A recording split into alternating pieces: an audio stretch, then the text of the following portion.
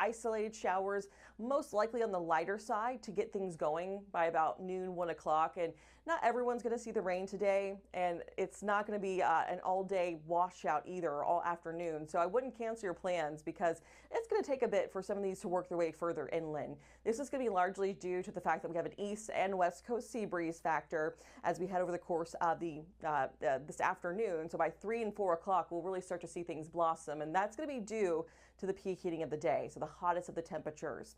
So looking at towards 6 o'clock, we have more of those downpours popping up. So heavy rain and frequent lightning can be expected with any of these downpours that get going.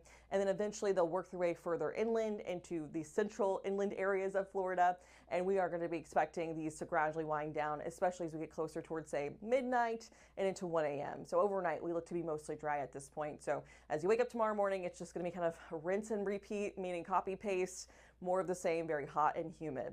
All right, let's talk tropics. So because we do have tropical storm Erin still, and this is a view of our satellite, and also that tannish brown color you see is some Saharan dust. And we've talked about it before, but Saharan dust actually does help to limit the development of tropical systems. Usually it brings in drier air. We know that they thrive on moisture, and that's how they have to sustain themselves. So it does have some of that Saharan dust being infiltrated, but I will say since this morning, it looks like it's been trying to get its act together a little bit more. And these systems can overcome the dryness from that Saharan dust. And at this time, that's what will likely happen. It's just going to likely maybe delay the development a bit in terms of how strong this gets and how quickly it does, because it's still expected to become a hurricane, and it's still expected to become a tropical, or excuse me, the first hurricane of the season, and then also the first major hurricane of the 2025 season as well in the Atlantic. So the latest update does show that it's going to be working its way almost due west, and that means that it's going to be encountering a much better environment. So some warmer waters it's going to be moving over, and that's going to help to really aid in the development and the strengthening of this. So it is going to be likely a Cat 1 hurricane by the end of this week, and we'll likely see it reach Category 3 strength sometime this weekend. I would say by the end of the weekend, maybe even as early as Saturday. But you start to see that cone. That's the cone of uncertainty, and I think it's really important to point out that the center of it is not where we expect the center of the storm to be, and the width of it is not how big we expect the storm to be. That's actually where the center of the storm, it could be as far north as the edge of that cone, or it could be as far south as the southern edge of the cone. So I think that's really important to keep in mind that there's some fluctuation, there's a range. So there are still some changes that could take place, but as of right now, things are looking a little bit better and a little more promising because we're still seeing some pretty consistent data, which is what we want to see at this point, that it's going to be taking that pretty sharp turn north. We have seen this with hurricanes in the past that say they're going to, and then they don't, or they don't do it quickly enough. But as of right now, things are looking like we're in pretty solid agreement that there will be an eventual turn to the north, likely working its way, almost due north to the Bermuda area. So that's going to be helping us out in terms of keeping the impacts to a minimum, likely just some rip current risk and also some large waves. We could see swell heights as high as, say, 6, 7, maybe even 8 or 9 feet at the beaches. So that's great surfing weather, but for rip currents, not going to be ideal. It's going to be pretty rough out there. But if that's what we have to deal with when it comes to this system, if that's the only impacts we have to deal with, I think we'll be in pretty good shape. But we'll let you know if there are any sort of sudden changes that might take place. But this is a pretty typical pattern for us to see, especially with a hurricane that's going to be on the stronger side, like this one could be as a major hurricane. And this is due to a couple of different things, but the general idea is the steering patterns. So this is going to be for early next week. We'll have a trough moving in from the north, so that's that cold front, and it's going to be helping to kind of shift it and push it further to the north and the northeast.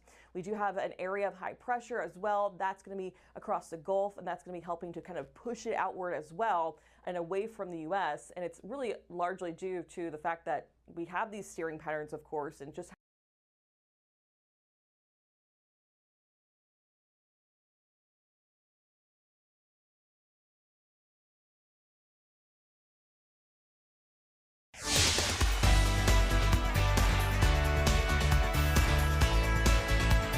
Florida Live starts now. Well, good afternoon to you and welcome into Florida Live. I'm Garrett Weimer and thanks for joining us on this Wednesday afternoon live on Fox Local and on YouTube. I want to let you know we've got a lot going on this afternoon, as you might expect.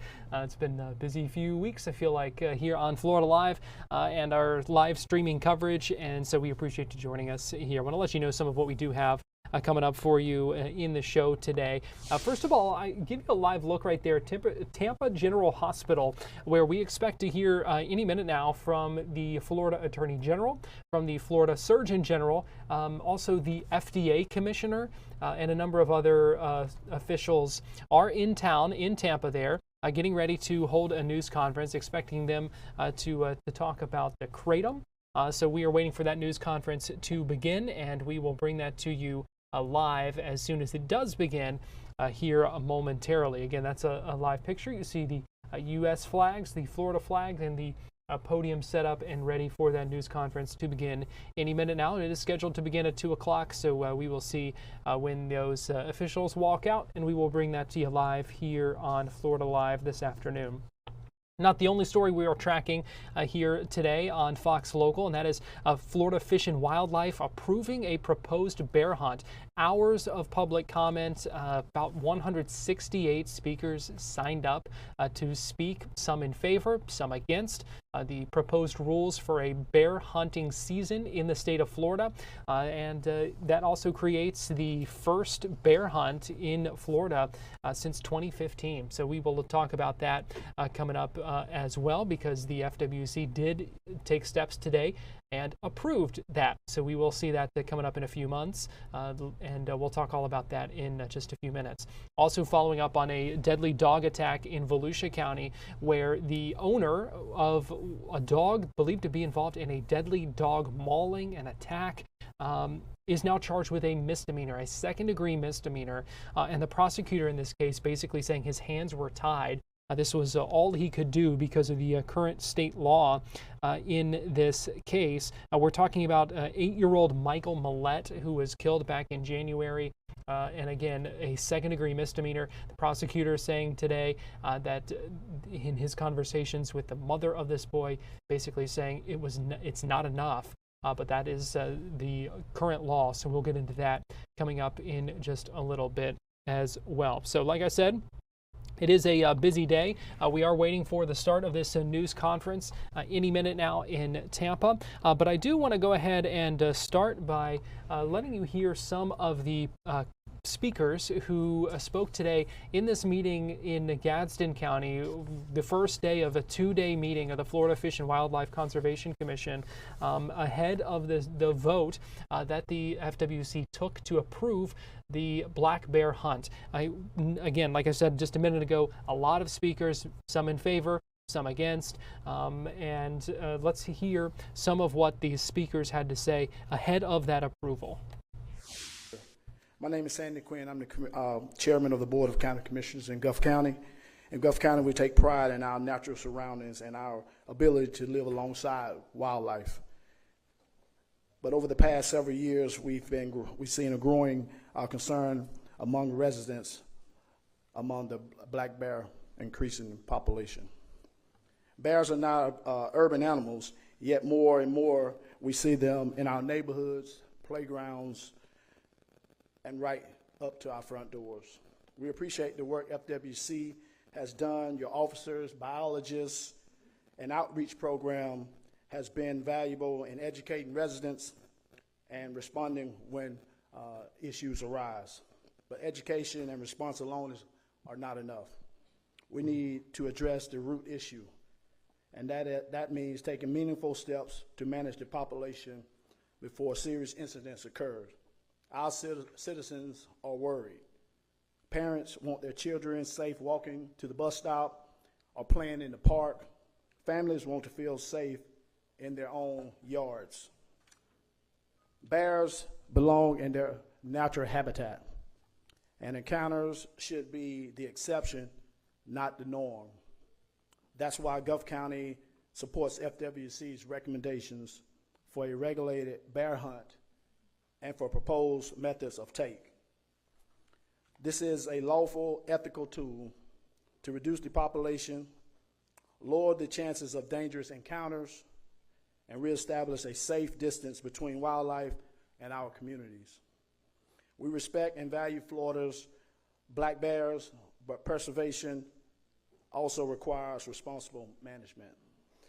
I'm here on behalf of many of the citizens of Jefferson County who have voiced concerns about the increased human to bear interfaces that we've had, or interactions we've had in our communities. I'm also here personally as a cattle farmer and a livestock owner that has lost livestock and personal property to black bears in Florida. There's two speakers speaking in favor. We knew there were also many speaking in opposition to the black bear hunt. Joining us live now via Zoom is Fox 35's Randy Hildreth, who was inside this meeting earlier today. And Randy, you could hear the response from folks inside that room as the commission kind of tallied that final vote.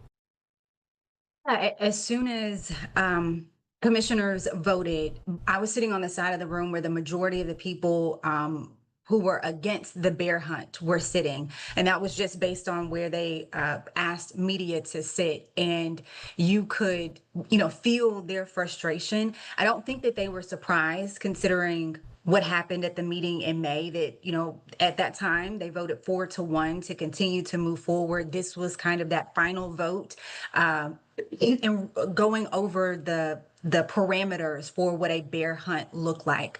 When I spoke with people who were against the bear hunt at that May meeting, they were hopeful for today, but really went into today's meeting understanding that it would likely pass. And you heard some booing on that side of the room. And immediately after, they held a press conference or news conference and talked about how their fight is not over. Now, what happens next? We know this has gotten the green light, obviously. So what can we expect now?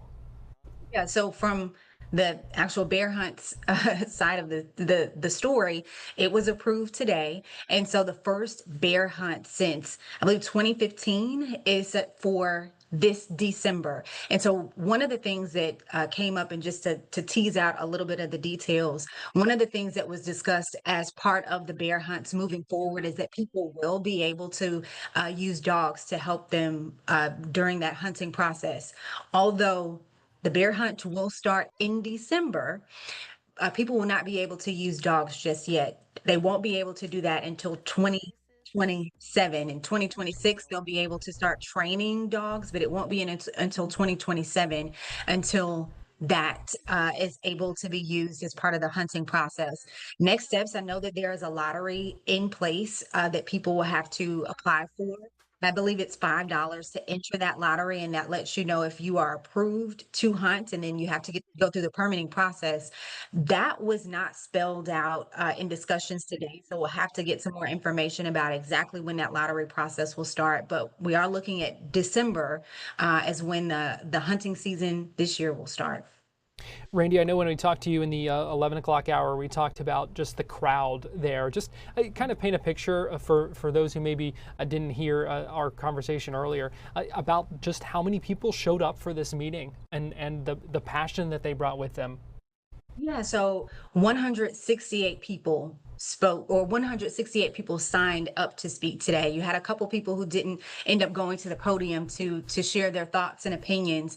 And when you look at the room makeup, on one half of the room you had people who were dressed in orange shirts, and that was a signal to the Board of Commissioners and to everyone else in the room that they are in favor of the bear hunt. On the other side of the room, and it was, aisle, one side for the bear hunt, the other side against the bear hunt. And typically people who were against the bear hunt were dressed in black. Some had on black shirts with red lettering on the front calling for the end of the bear hunt.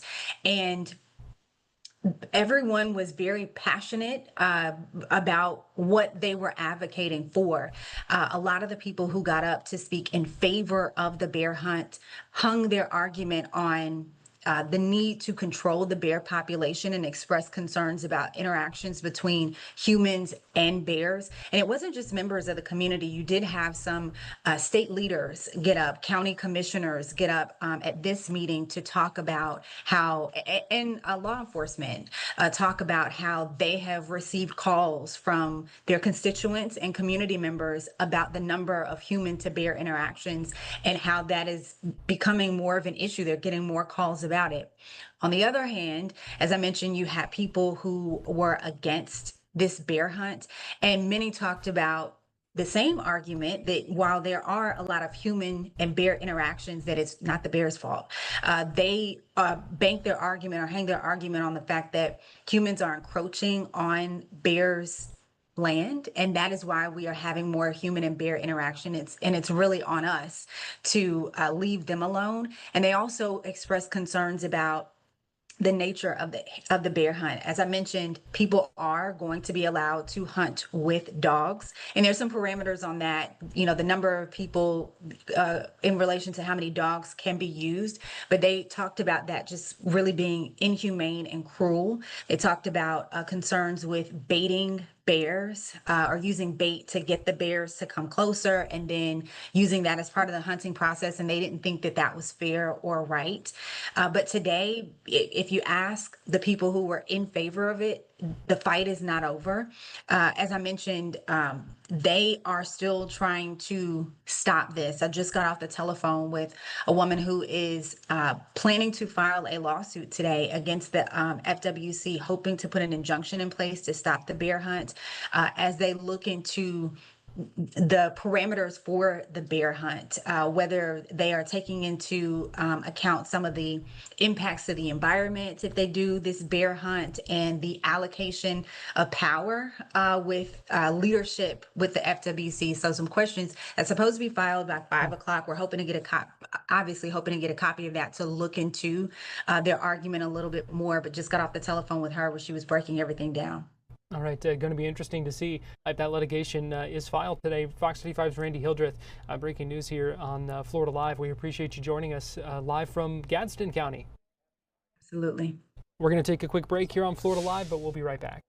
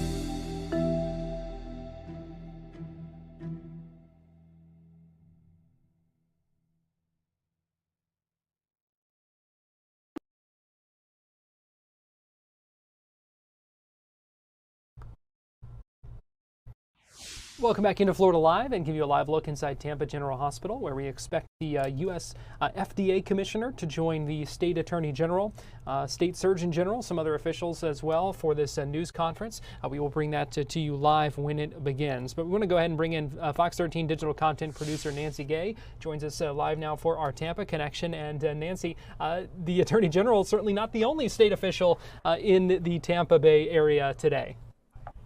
No, not at all. It's been a very busy day here in Tampa, and we're going to start with Governor Ron DeSantis was back in Tampa today. This time he was at the Hillsborough County Sheriff's Office along with newly appointed Lieutenant Governor Jay Collins. They were touting the Florida Law Enforcement Recruitment Bonus Payment Program.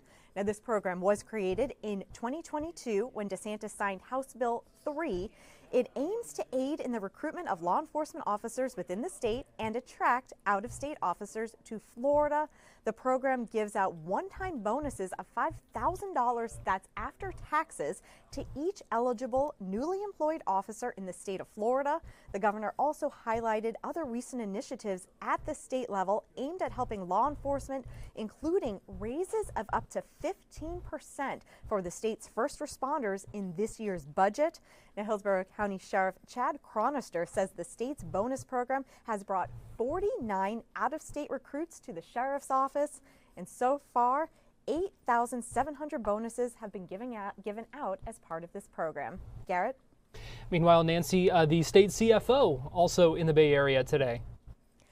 Yes, that's right. Florida's CFO, Blaise Ingoglia, was in St. Petersburg a little while ago. He held a press conference earlier today outside City Hall to talk about the DOJ auditors that are going to be auditing St. Petersburg today as well as tomorrow. However, not everybody was happy to see him there. He was greeted by a crowd of protesters who chanted, "Watch what they do, not what they say."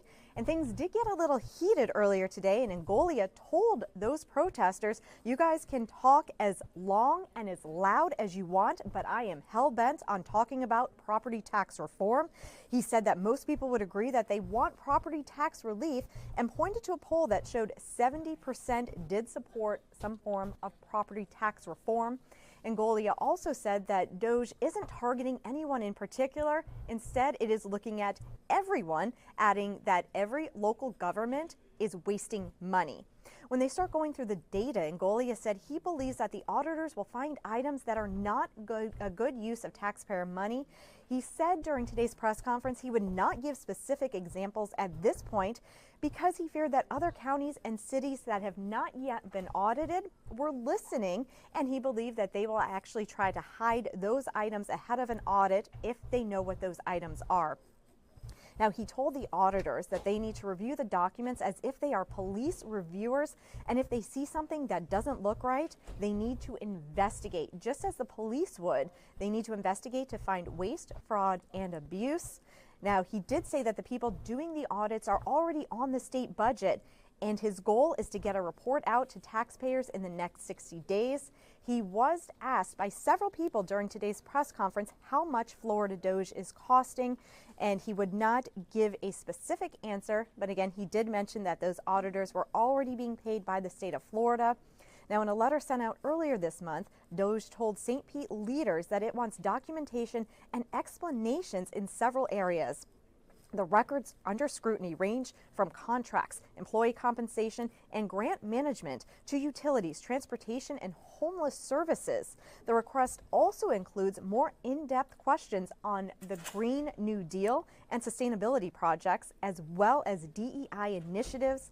Auditors have asked to meet with 4 city employees whose jobs focus on quality, diversity, sustainability, and resilience. The letter says St. Petersburg taxpayers have seen their annual property tax burden climb by more than 75% in the past 6 years and calls the city's spending excessive. Now, in a statement on August 4th, St. Pete Mayor Ken Welch said, "We will address any questions that may arise from the state's process and move forward with clarity and accountability in the best interest of the residents of St. Petersburg." Now, DOJ has conducted similar audits in other Florida cities and counties in recent weeks. And in fact, the CFO was here in Tampa on Monday doing an audit over there. As I mentioned, the Doge auditors, they are expected to be in St. Petersburg through tomorrow. Garrett? A new name unveiled for the home of the Tampa Bay Lightning today. That's right. The Tampa Bay Lightning will now play at Benchmark International Arena. Benchmark International is based here in Tampa, but it is a global merger and acquisitions firm. The deal was announced earlier today to rename Amalie Arena to Benchmark International Arena, and that deal includes $3 million in joint nonprofit contributions to benefit the Tampa Bay community. Now, that arena, it was built in 1996 and has gone through multiple name changes over the years. It started off as the Ice Palace, and then in 2002, the Tampa Bay Times, which the St. Petersburg Times, which is now the Tampa Bay Times, they bought the naming rights to the arena, and then it became the Amalie Arena in 2014. The Amalie Arena hosted 4 Stanley Cups, including 2 Lightning championships. Now, the Lightning, they began searching for a new naming rights sponsor about a year ago. Amalie's contract did end this year.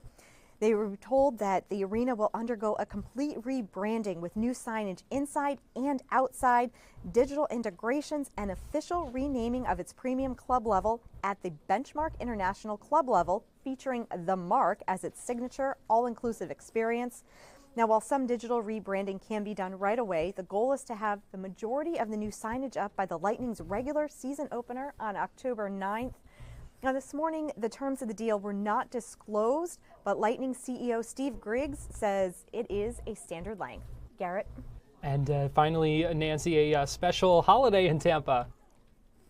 That's right. Today is August 13th, which is 813, which means it is 813 Day here in Tampa.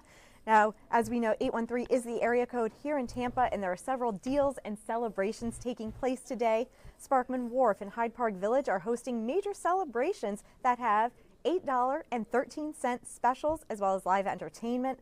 Now, Sparkman Wharf's social media fundraiser will donate $5 to the historic Tampa Theater for each Tampa sign photo that's posted from August 11th through August 17th with official hashtags.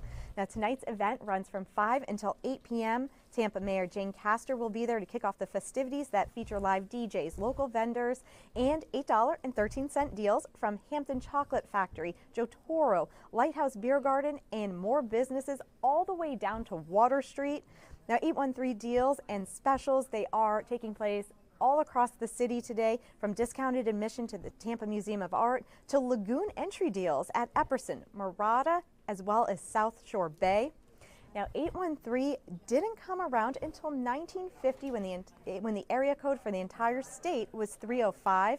That was actually established in 1947, but there were so many people moving to Florida, we needed to have a second area code, and that second area code was set up on the west coast of Florida, and that is 813. Garrett?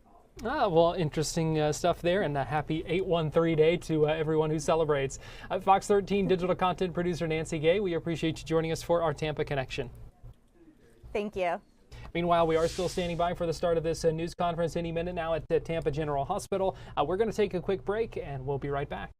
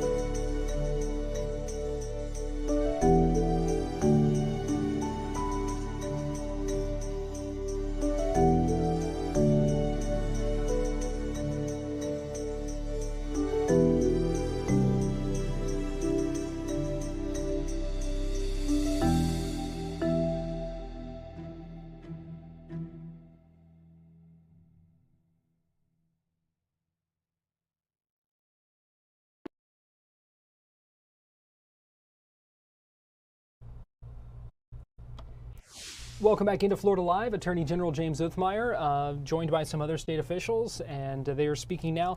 He's talking about emergency action to prohibit and reschedule 7-OH, which is a concentrated byproduct of the kratom plant.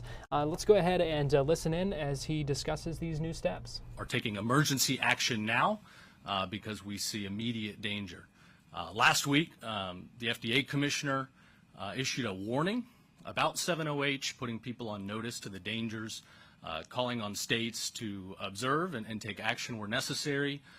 So here in Florida, we are not going to rest on our laurels. We move fast, as you know. We want to help lead the way when it comes to public safety.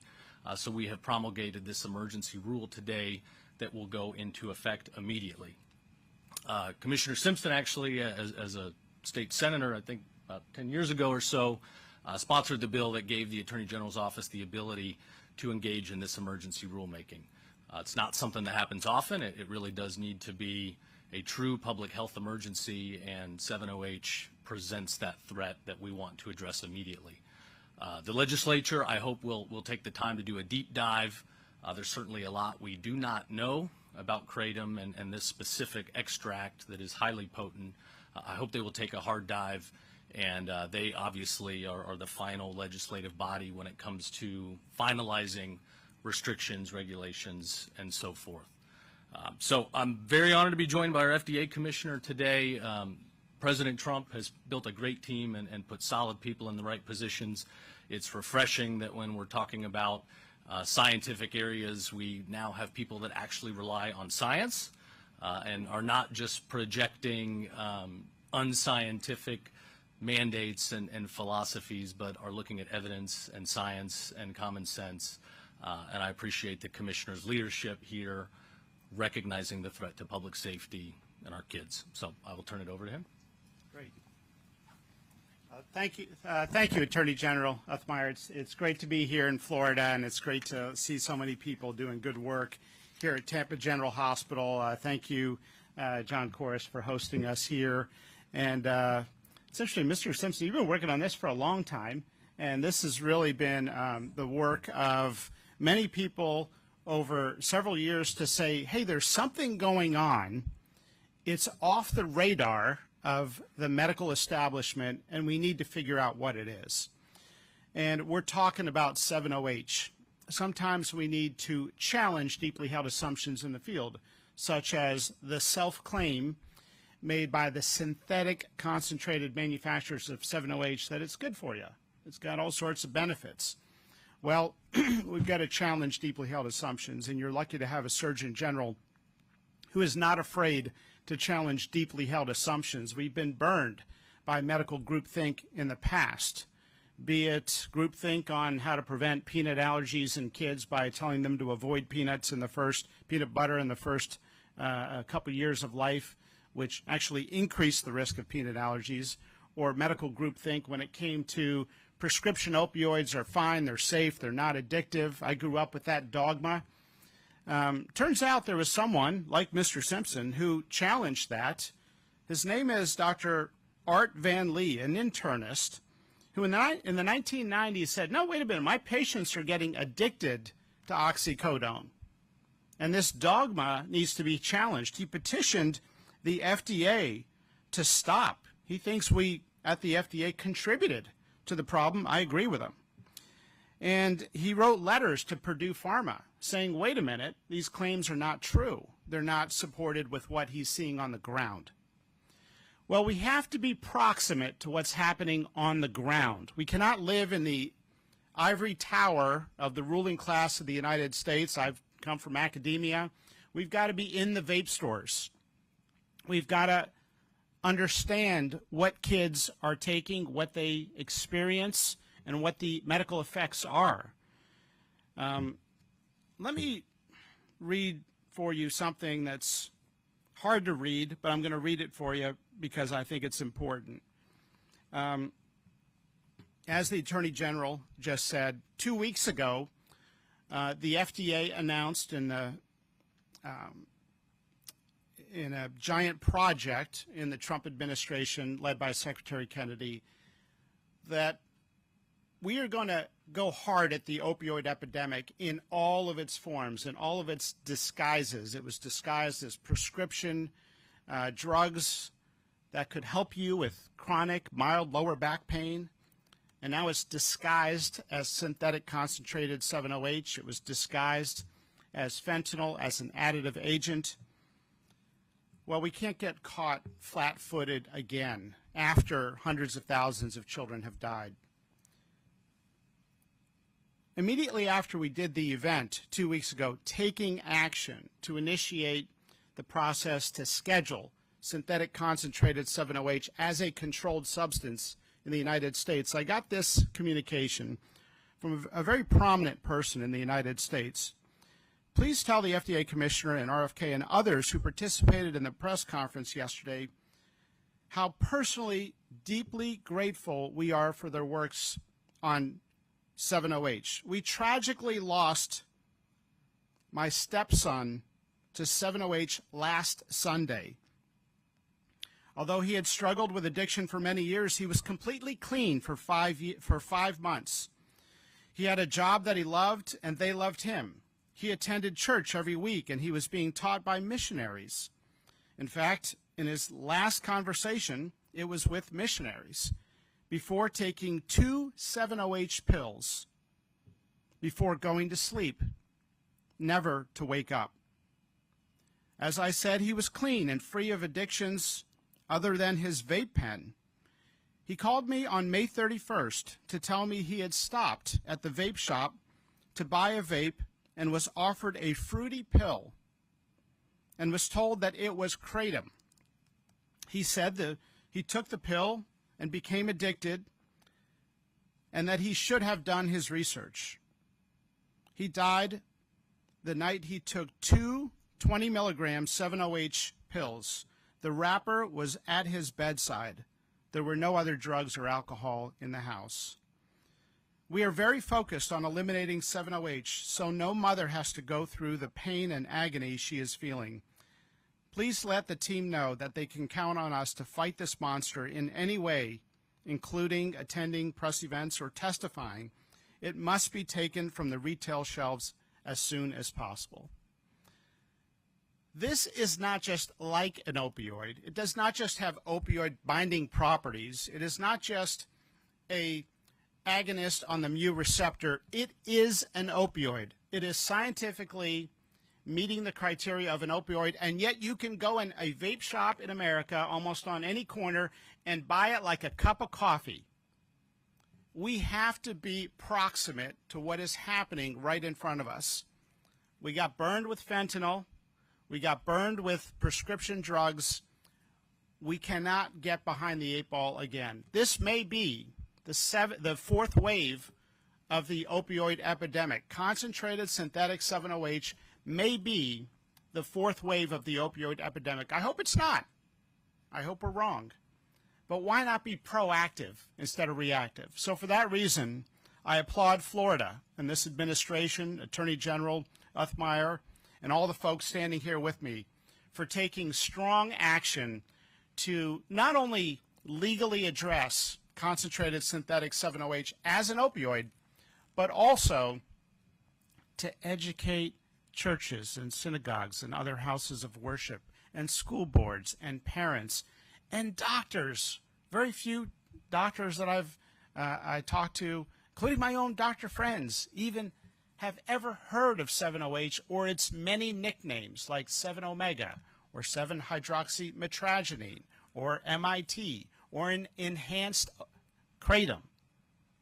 This is not enhanced kratom. Our focus is not on the kratom leaf. Our focus is not on kratom. There's the kratom leaf, which has trace amounts of 7-OH. And then there is synthetic concentrated kratom, which is popping up in vape stores all over America, and we need to know what's going on. This is part of a broader strategy that we are taking in the Trump administration to end port shopping of illegal vape products. 80 to 85% of the vape products in these vape stores in America are illegal.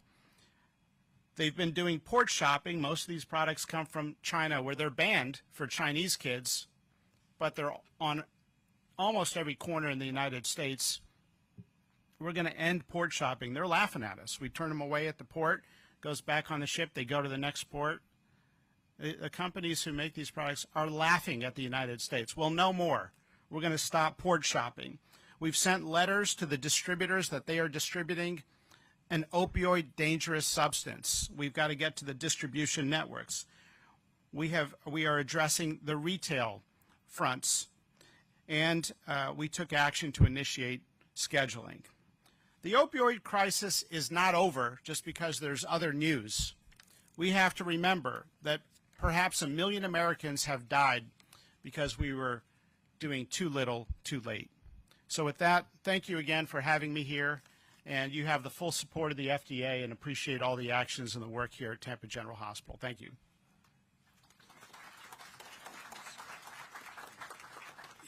You see these smoke shops, vape stores, hemp stores, you see them oftentimes popping up near schools, near universities, near high schools, and we see advertising and marketing that is clearly focused on kids, mimicking candies and colorful wrappings and things like that, and our office, our state is not going to tolerate it. We've certainly fought this in many contexts, including the vape context, and as you see these chemically enhanced, powerful synthetic drugs being marketed to kids, and kids vaping throughout the day. They're sneaking it into schools, frying brain cells. You just wonder, how are we going to beat our adversaries like China if our next generation is drugged up on all these products? So we're going to protect our kids. We're going to take it seriously.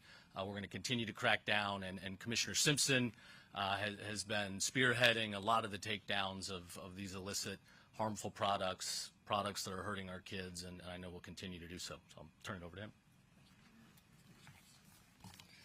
Thank you, and thank you for having me here today, Attorney General. And it's a great opportunity for this day.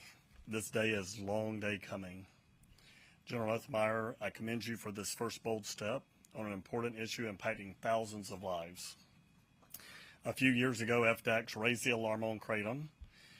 We were not able to get the support we needed during the Biden administration to treat 7-OH as a Schedule I drug, but we were able to prohibit the sale and marketing to Florida's children. Unfortunately, this drug is not just harmful to our children. A few months ago, we began to see movement like never before with President Trump's administration to raise concern about the 7-OH. There's no doubt that our country was slow to act on the opioid crisis and the ideal of addiction and the death of tens of thousands of Americans and tragedy for hundreds of thousands of impacted family members. We should have acted more quickly, more aggressively then. Fortunately, President Trump, the FDA, and our state leaders are not repeating history. I am proud to be part of the bold, forward-thinking leadership to ban 7-OH from the state of Florida. General Ethmeyer, this is an outstanding emergency rule. Thank you for drawing a line in the sand and giving the Department of Agriculture and Consumer Services this much-needed tool to stop the sale of vape shop morphine. And let me be clear, we are going to aggressively pursue this issue and issue stop sales immediately. There are over 5,000 stores across the state that have been selling this drug. We have fielded complaints but not have been able to act. That ends today. This action is a wonderful, but it is only temporary. We will need more action by the state and the federal government. I am confident together we will have success. Street-level drugs hurt families, ruin lives, create victims, destroy our economy, and wreak havoc on our state. Today we fight back with the force of law through this emergency order. Today we make Florida and our families a little safer. Thank you. Thanks for being here, Commissioner, and a man that needs no introduction, Surgeon General Joe Latipo. All right, thanks, James. Thanks. Well, good afternoon, everyone. And it's always nice to do press conferences with your friends. So Attorney General Ethmeyer is a very, very good friend of mine. I cut my teeth with him in the early part of my job here, particularly when things were more intense. and with sort of COVID fights, if you will. And also absolutely FDA Commissioner McCary, who I've known for some years, and we've crossed paths a lot, and brilliant guy. You should check it, read his books. I mean, he's a brilliant guy, Commissioner. Commissioner Wilton Simpson also, who's done a lot of great work here in Florida. Our leaders here at the university and the affiliated university and the hospital here in Tampa. So it's great that we have a terrific team here about this. And there are a lot of things happening, and I think that it's important. It's one of the interesting things about leadership is knowing when to act and knowing when to wait and gather more information. And our Attorney General has, he's voiced an intent to act, and in fact, he has acted. The emergency order is in effect as of today. Our FDA Commissioner, the Trump administration is also moving to act very quickly. And this is one of those situations where fast action is right action, and it needs to be fast and ferocious. This is, so kratom is used by a lot of people, and, there's the issue, and I'll come to this in a moment, but there's the issue of why folks pursue different types of substances. I personally, I've had loved ones, very close loved ones, who have suffered tremendously. I'm sure every single person here knows someone, if they themselves have not experienced it, in situations where our traditional Western medicine system is inadequate. For acute illness, we are the cream of the cream. But for chronic diseases, for chronic illnesses, for all the fatigue and anxiety and chronic pain and suffering that people experience out there, Western medicine often doesn't offer very much. We have the same set of labs that we've been using for decades. You look at them, well, Mr. Pete, everything looks fine. Your chemistries look fine. Your cell counts look fine. But clearly the patient is not fine. So I'm very supportive of people seeking alternatives outside of traditional Western medicine for wellness. The problem here is, our problem is, as the FDA Commissioner McCary stated, our problem here is not with kratom. The problem today is with this 7-OH. We don't need any more substances that disconnect people from reality. We are in a period of time where, unfortunately, people are checking out of reality all the time, with all sorts of different substances. All of that is, it impoverishes us as human beings. I mean, it makes us weaker in every possible way. It makes us physically weaker. It makes us emotionally weaker. It makes us spiritually weaker. And it makes us more vulnerable to manipulation. The nonsense that we saw in terms of, not letting people say bye to loved ones during the pandemic, or in terms of forcing masks on little children, or in terms of saying that it was okay for kids to sit for hours in front of computer screens for something that really was no riskier for them than other conventional risks that they encounter every day. That nonsense would not have been possible if so many of us weren't disconnected from the reality, from our relationship with God, the universe, earth, the trees, the beaches, the water, the wind, the things that make us human and facilitate our connection with the earth and God and each other. None of that nonsense would have been possible. And these drugs, like 7-OH, which, as the FDA Commissioner said, it is an opioid, and it's more than that because it acts on other receptors too. But make no mistake, this is something that is absolutely addictive and will kill people, and will kill more people because of the fact that people, I don't know why people will go into a gas station and buy a drug, but because of the fact that people have ready access to it. So fast, swift, ferocious action here is absolutely, positively appropriate.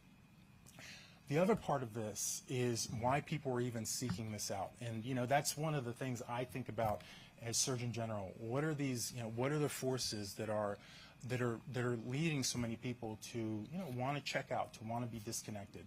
The demand part is a major part of this, and that's a challenge for each and every one of us to you know, to think about. I've done a lot of work in that area outside of my Surgeon General role, but that in fact is probably the biggest challenge, because, you know, it's 7:08 today, it'll be something else tomorrow, and something else after that. So this will be an unending challenge to continue to subvert our connection to our humanity, our connection to our spirituality, our connection to each other. And, you know, that it's a challenge. It's a challenge. And no, the AI isn't helping. The phones don't help. All the technology that's in our face doesn't help. The social media doesn't help. None of that helps. So that's really the ultimate challenge for us. And it, you know, again, 7-OH is just, you know, one step on that journey. But it's actually I think the greatest challenge that we face as a race, as a human race. So thanks again, Attorney General. As this news conference continues, we're going to need to take a quick break here on Florida Live, but we'll be right back after this on Fox Local.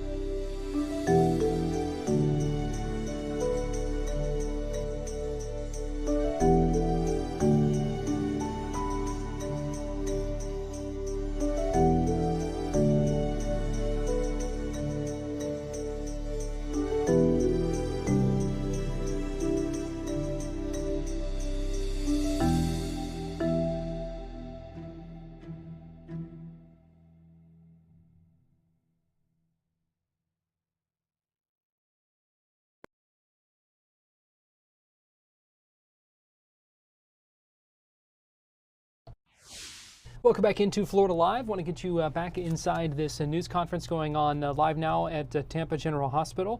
This is Dr. Charles Lockwood, who's the Dean of the USF Health Morsani College of Medicine, talking about this Florida steps to crack down on kratom, specifically the 7-OH concentrated synthetic product. You heard the FDA Commissioner, Dr. Marty Makary, a couple of minutes ago say that could be the fourth wave of the opioid crisis, saying that steps like this need to be taken. So let's go ahead and listen back in live from Tampa. Been dropping ever since. We're very proud of the actions taken by our state and the federal government, but this represents a clear and present danger to that really refreshing improvement in this scourge that this country has seen for decades, and you heard comments made about it as well.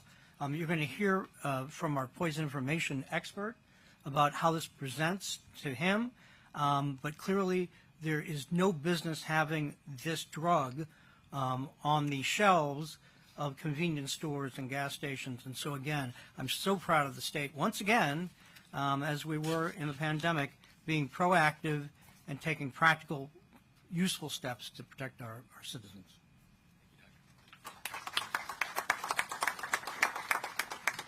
And so last but not least, the Associate Medical Director of the Florida Poison Control,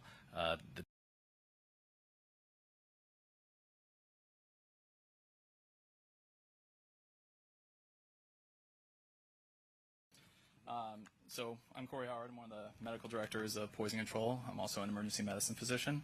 So I had the opportunity to see this firsthand as well with patients that have already had probably 4 patients, both in the consult service and in the emergency room over the past 2 weeks. So I'm seeing this firsthand pop up. So 7-hydroxymetragenine, or what is being denoted as 7-OH, is a dangerous substance because of what we talked about, high potency and immediate dose availability, right?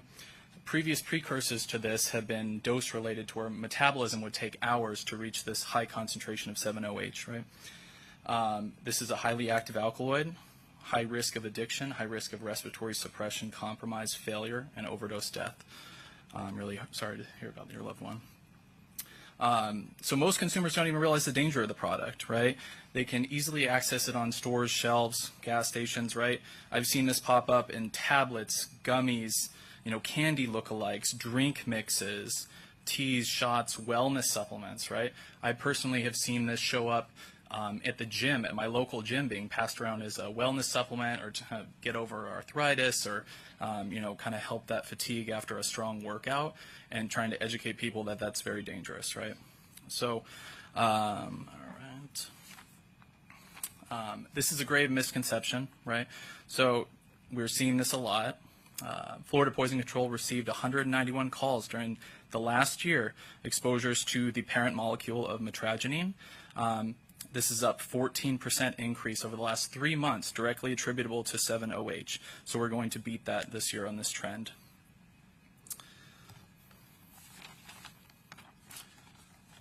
All right.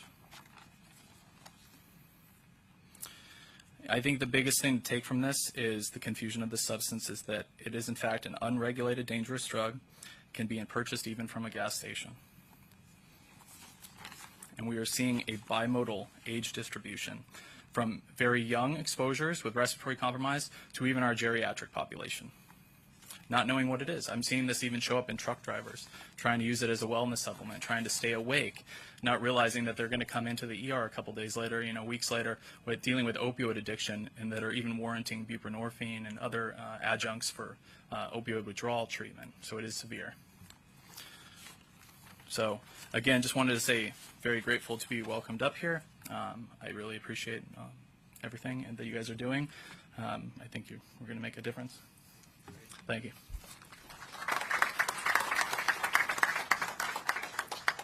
So again, in Florida, we don't just talk the talk, we walk the walk. We're going to act. There's certainly a lot still unknown, and the discussions will continue both at the federal level and amongst our state leaders.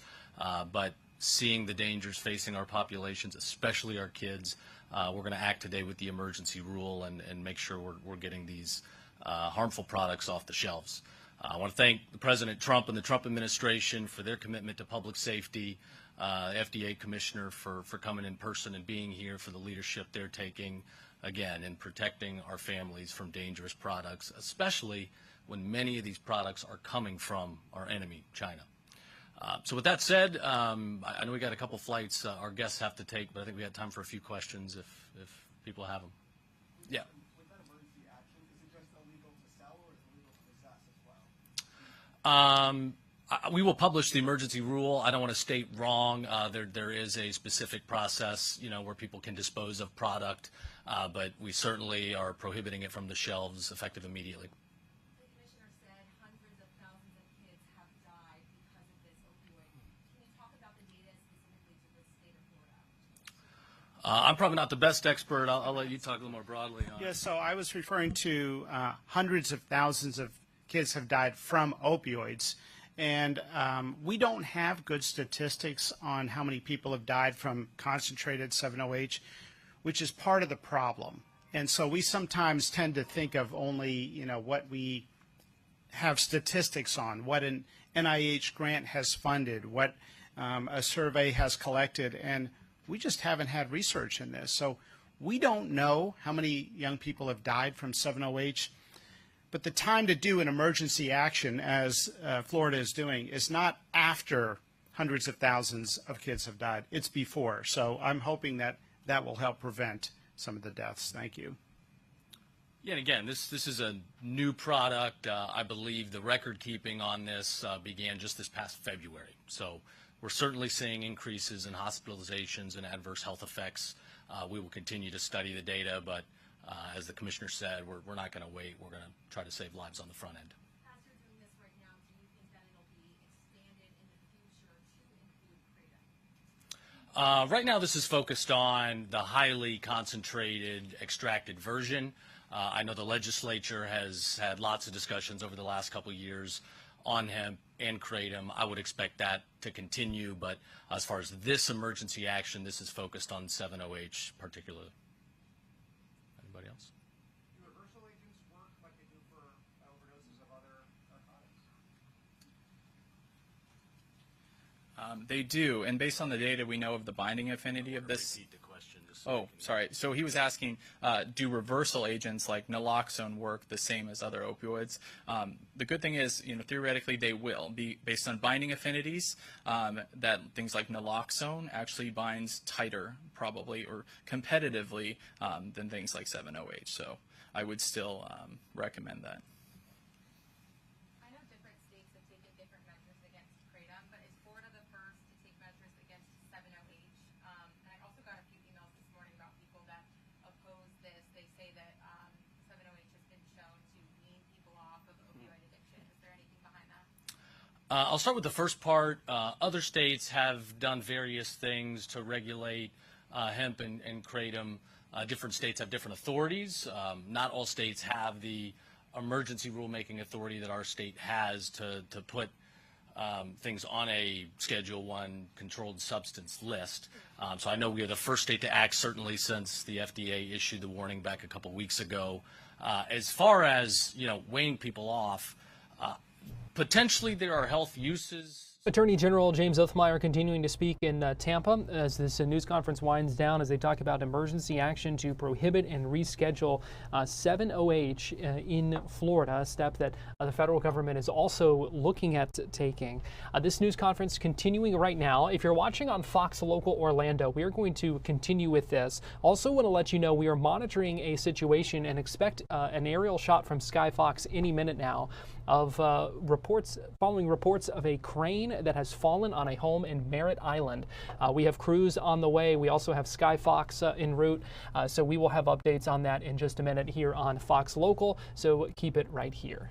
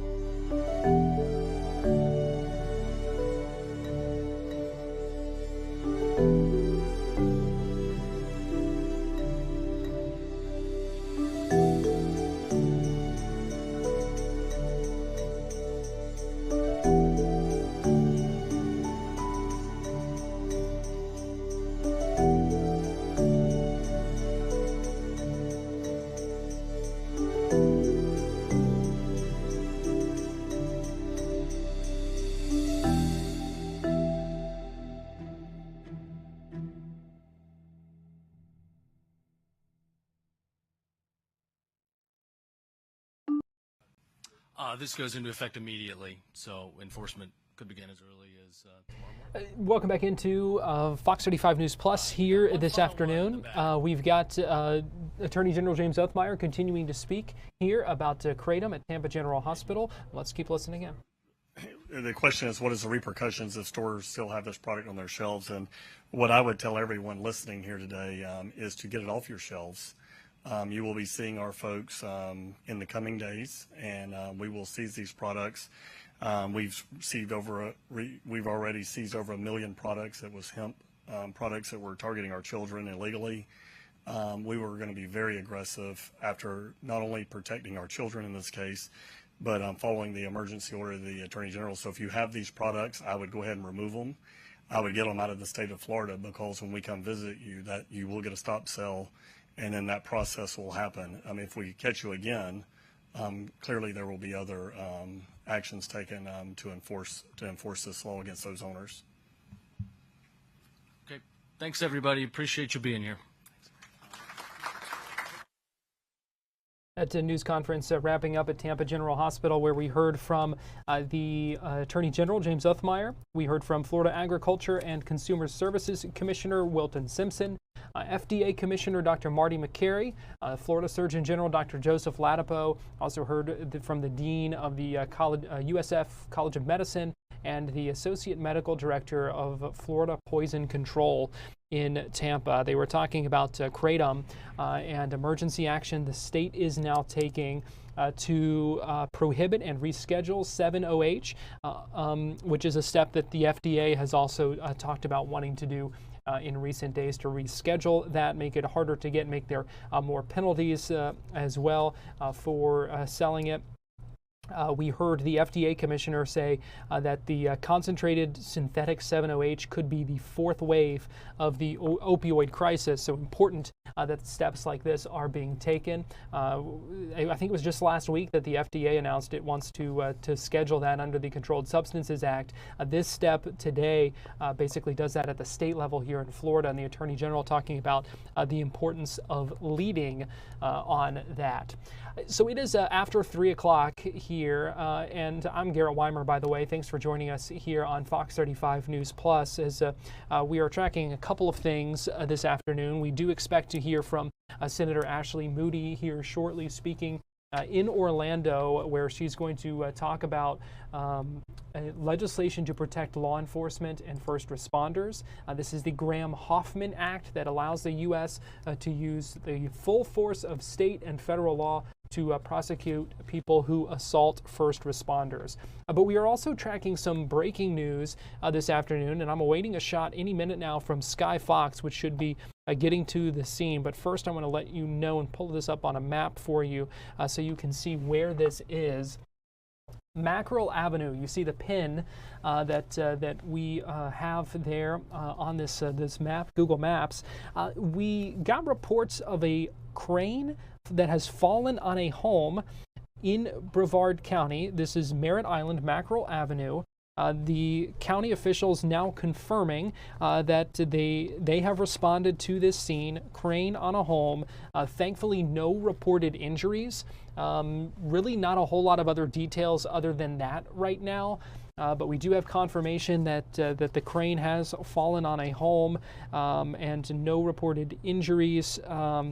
Again, this is to give you an idea of where this is, Mackerel Avenue on Merritt Island, not far from the Banana River, and it appears to be in a neighborhood there. So clearly some sort of construction work or something in that area that led to this crane falling on the home. Again, we do have Sky Fox en route.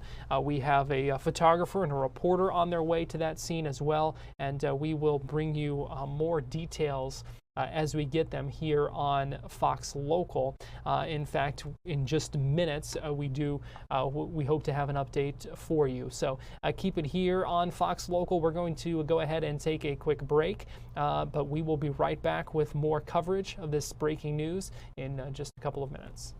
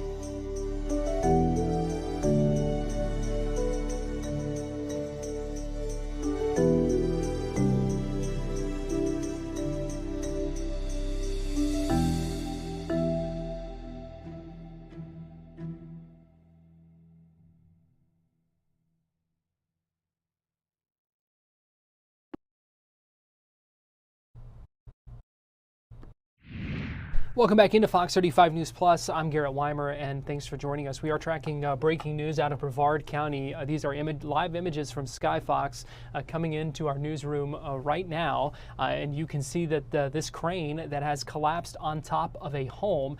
You see there as as Skyfox zooms in, you can see it appears that entire vehicle carrying that crane has just tipped over, and a large crane that appears to be extended just about as far as it goes onto that home. Now, from officials and also from the crane company that we have been in contact with, no reported injuries in this situation. So certainly thankful for that. As you can see, it looks like this home is situated on the corner of this street. Again, this is Mackerel Avenue. You can see some people out and about there on the street. I saw someone on a bicycle going by just a moment ago. But you are seeing this large crane situated on top of that home, and if you zoom out, when the camera zooms out, and you'll see it some here too, as it rotates, you see the pool in the backyard. It does not appear to be hitting that lanai over the pool, but certainly resting on top of that home. It appears it also has taken down some branches from the tree there. Hard to tell what sort of damage might be done to that home, but you see a number of first responders, and it looks like we're getting a little bit of a closer look now at the home. Certainly damage to the corner of that roof, and it appears the gutter there, a number of other things, but you can see that that vehicle just completely tipped over on its side.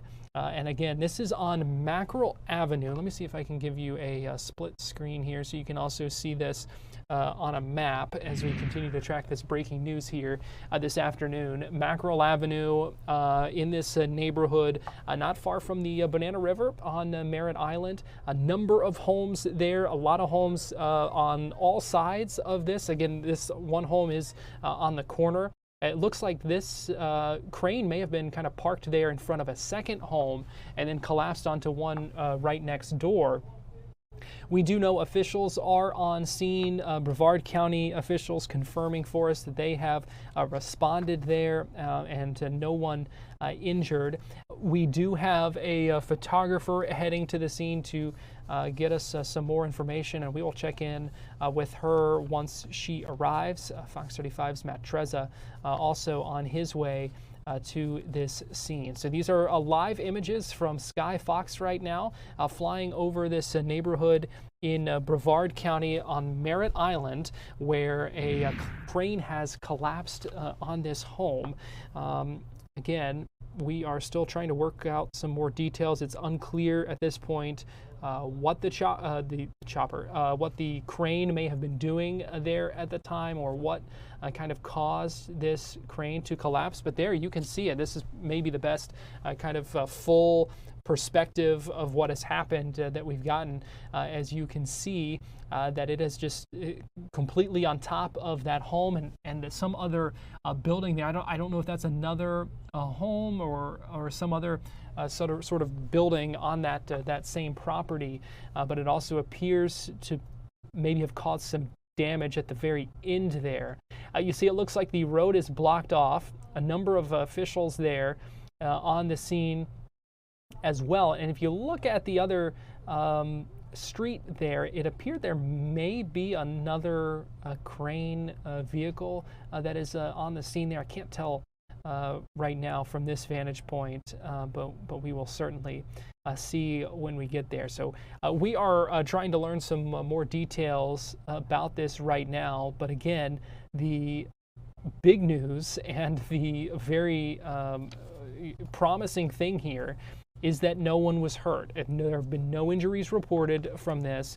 You see folks out in the neighborhood kind of checking out this scene. It is certainly a mess. There is certainly damage to that home. Again, we saw that just a moment ago when Skyfox was able to zoom in a little bit for us, and we could see some of that damage on the edge there. And if you look, I think this is going to end up being not as bad, certainly as bad as it could have been. A lot of damage, obviously, to that one part of the home. But if you look, the crane kind of goes up to that one crest of the roof, and then for most of that other part of the home, or at least of that roof, it is not actually touching there. So certainly could have been much worse damage than it appears we are seeing right now, especially when you think about the potential for injuries in something like this. But quite a sight to see on this Wednesday afternoon on this neighborhood in Merritt Island, where a crane has collapsed. Mackerel Avenue, running off Surfside Boulevard that goes off North Banana River Drive, it appears. Surfside Estates may be the name of this neighborhood, if you're familiar with it, in Merritt Island, between the Banana River and the sanctuary, the wildlife sanctuary, and Sykes Creek there.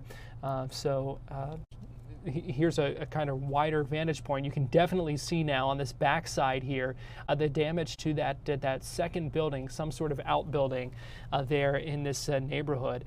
I'm not going to estimate how long that crane is extended, but you can certainly see that it is quite large there, reaching from all the way across that corner lot. Quite the sight to see here. It appears more officials and some more equipment arriving on this scene, and we do expect our crews to arrive on this scene shortly as well.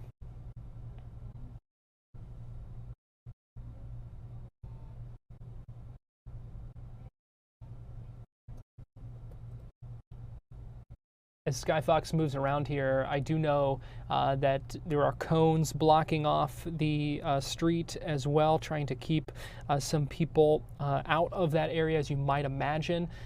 Could be a lot of folks interested in something like this, and it looks like there goes our aerial shot, Skyfox flying over that home in Merritt Island.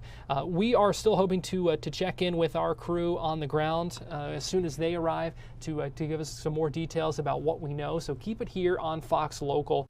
We will have more coverage here shortly, and we'll also have more coverage coming up on Fox 35 News Plus at 4. We are still standing by as well for Senator Ashley Moody, that we expect to begin any minute now.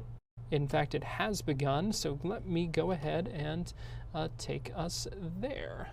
Give me 1 second. This is Ashley Moody, who is speaking live now in Orlando, talking with the Sheriff of Orange County, John Mina. Let's go ahead and listen in. Come here and serve in the Sunshine State because they know we will support and protect them. In fact, among the 8,000 bonuses we've given to new law enforcement recruits, 2,000 of those came from out of state. I am so proud of those who answered our call, and I want them to know that not only in Florida, but in the capital, we have your back. Thank you for your service. We will always fight to protect our brave first responders. And I believe that Sheriff Mina would like to share a video with us at this time. Yeah, go ahead and roll the video. If you follow us on social media, you've probably seen the incredible work our deputies do every day, rescuing people, stopping violent criminals, protecting our neighborhoods, and engaging with our residents and visitors. What we don't always see is just how dangerous this job can be. In just the past month, we've had multiple deputies violently attacked on line of duty. On the same day in June, one deputy was punched in the head nearly 20 times, and another deputy was attacked by a man with a knife and nearly had his throat slashed. A month earlier, a woman charged at a deputy to try to stab him. These are not rare moments. These are the risks our deputies face every shift, every call. We want our community to understand the reality of what our men and women in uniform do to keep people safe. I'm so proud of our deputies and grateful for their courage, and I hope you are too. Well, thank you, Senator Moody, and I think I speak for all of our law enforcement and first responders up here when I say that we appreciate your strong support of our first responders. That support has always been there for us, and it's just further evidenced by the sponsorship in the Hoffman Act. And so I am a strong supporter of any legislation that will enhance penalties for people who attack law enforcement, firefighters, or paramedics. You know, these are the people that are in this community risking their lives every single day, trying to help people, trying to save people. And any legislation that would enhance penalties, we're in favor of doing. So I also want to say and make this very clear, it's not okay to attack law enforcement. It is not okay to attack a firefighter, and it is not okay to attack any emergency medical professional. So anything that we can do to enhance those penalties, we are all supportive. And you saw that video. That's just a sneak peek that we showed the public not too long ago. Those instances of deputies being attacked, officers being attacked, that happens in our community every single day. It happens throughout our nation every single day. And also, it happens to our firefighters and paramedics. So those people who attack law enforcement, who attack any first responder, they need to be held accountable, and there needs to be enhanced penalties. So we can't thank Senator Moody enough for her unwavering support of our first responders, and we're so very proud to stand with her here and support the Hoffman Act, and hope that it further protects our law enforcement. And it's because of Senator Moody and others who are sponsoring this bill. So with that, I will invite Chief Salazar from the Orlando Fire Department to speak. Thank you. I'd like to begin by expressing my heartfelt gratitude to Senator Ashley Moody and the bill's co-sponsors for championing the Hoffman Act, a testament to her unwavering commitment and well-being for the safety of our first responders nationwide. I also want to extend my sincere appreciation to Orange County Sheriff John Mena for his tireless efforts in ensuring the safety of Orange County residents and for hosting this pivotal event.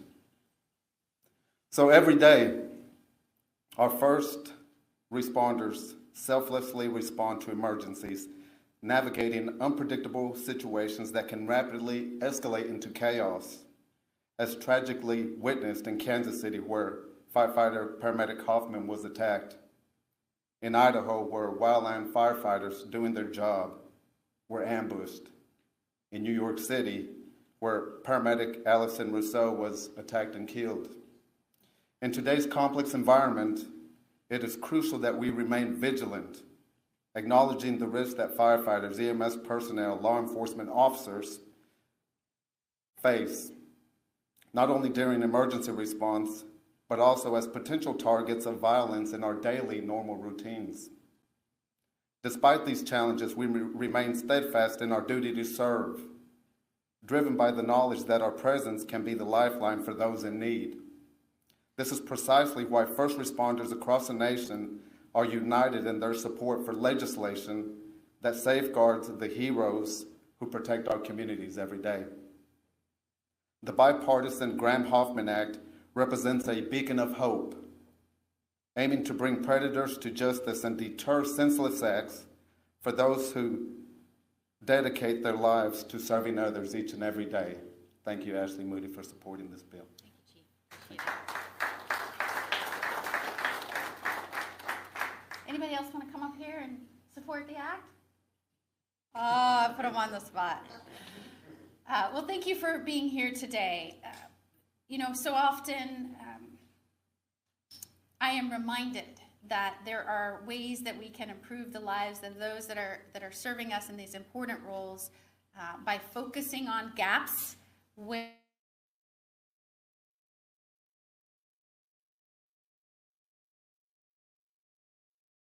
are not being enforced.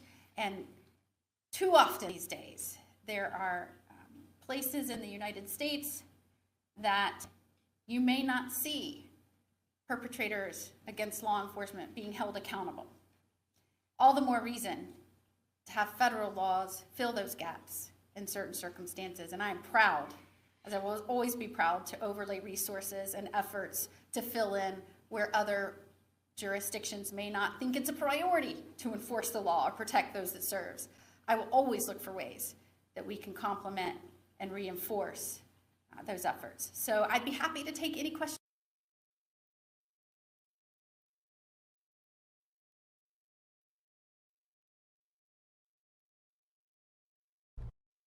Oh, it appears we lost our feed there from Senator Moody's YouTube channel as there were some issues with that feed.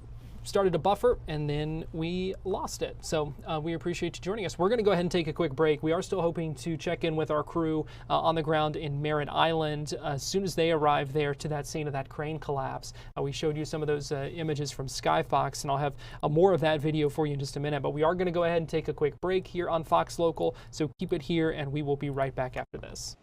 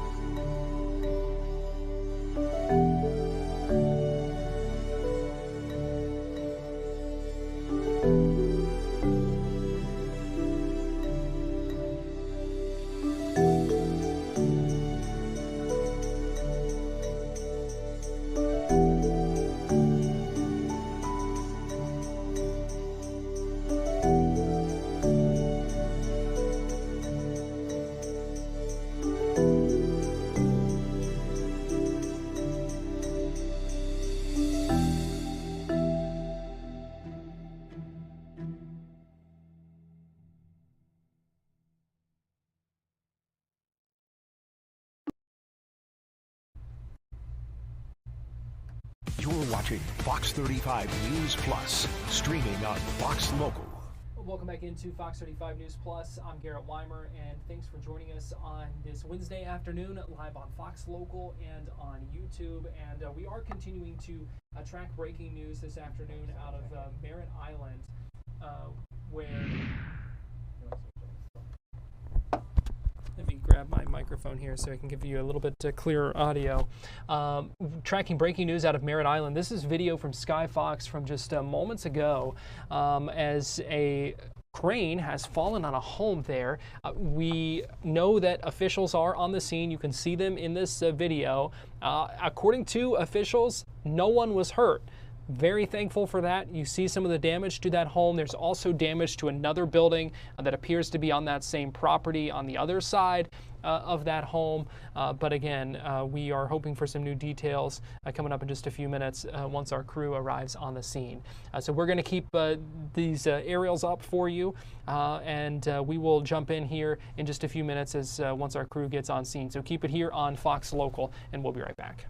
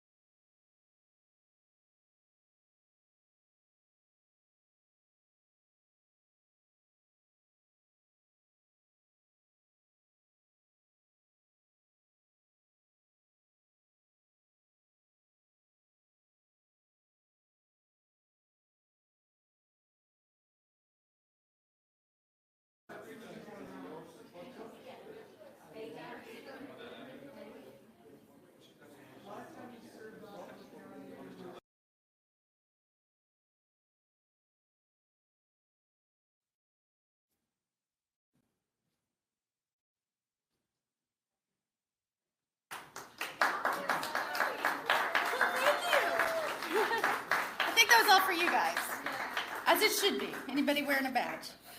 Well, hello, good afternoon. It's so nice to be with you. Thank you, Sheriff Mina, for being here today, and Chief Salazar, and all of you who are joining us for today's announcement. It's a privilege to have all of you who've taken time to be with us this afternoon to join us. I think it's a very big thing to sign up to wear a badge and run to danger and protect other people and put your safety behind others. And it's always an honor for me to share a stage with you guys, so thank you very much. The job of a first responder is not easy. I think all of us know that. In fact, across the nation, we're seeing a rise in attacks on law enforcement, both physical and verbal. And it's first responders as a whole, so not just law enforcement, firefighters, paramedics. We're seeing this time and time again, and you've seen it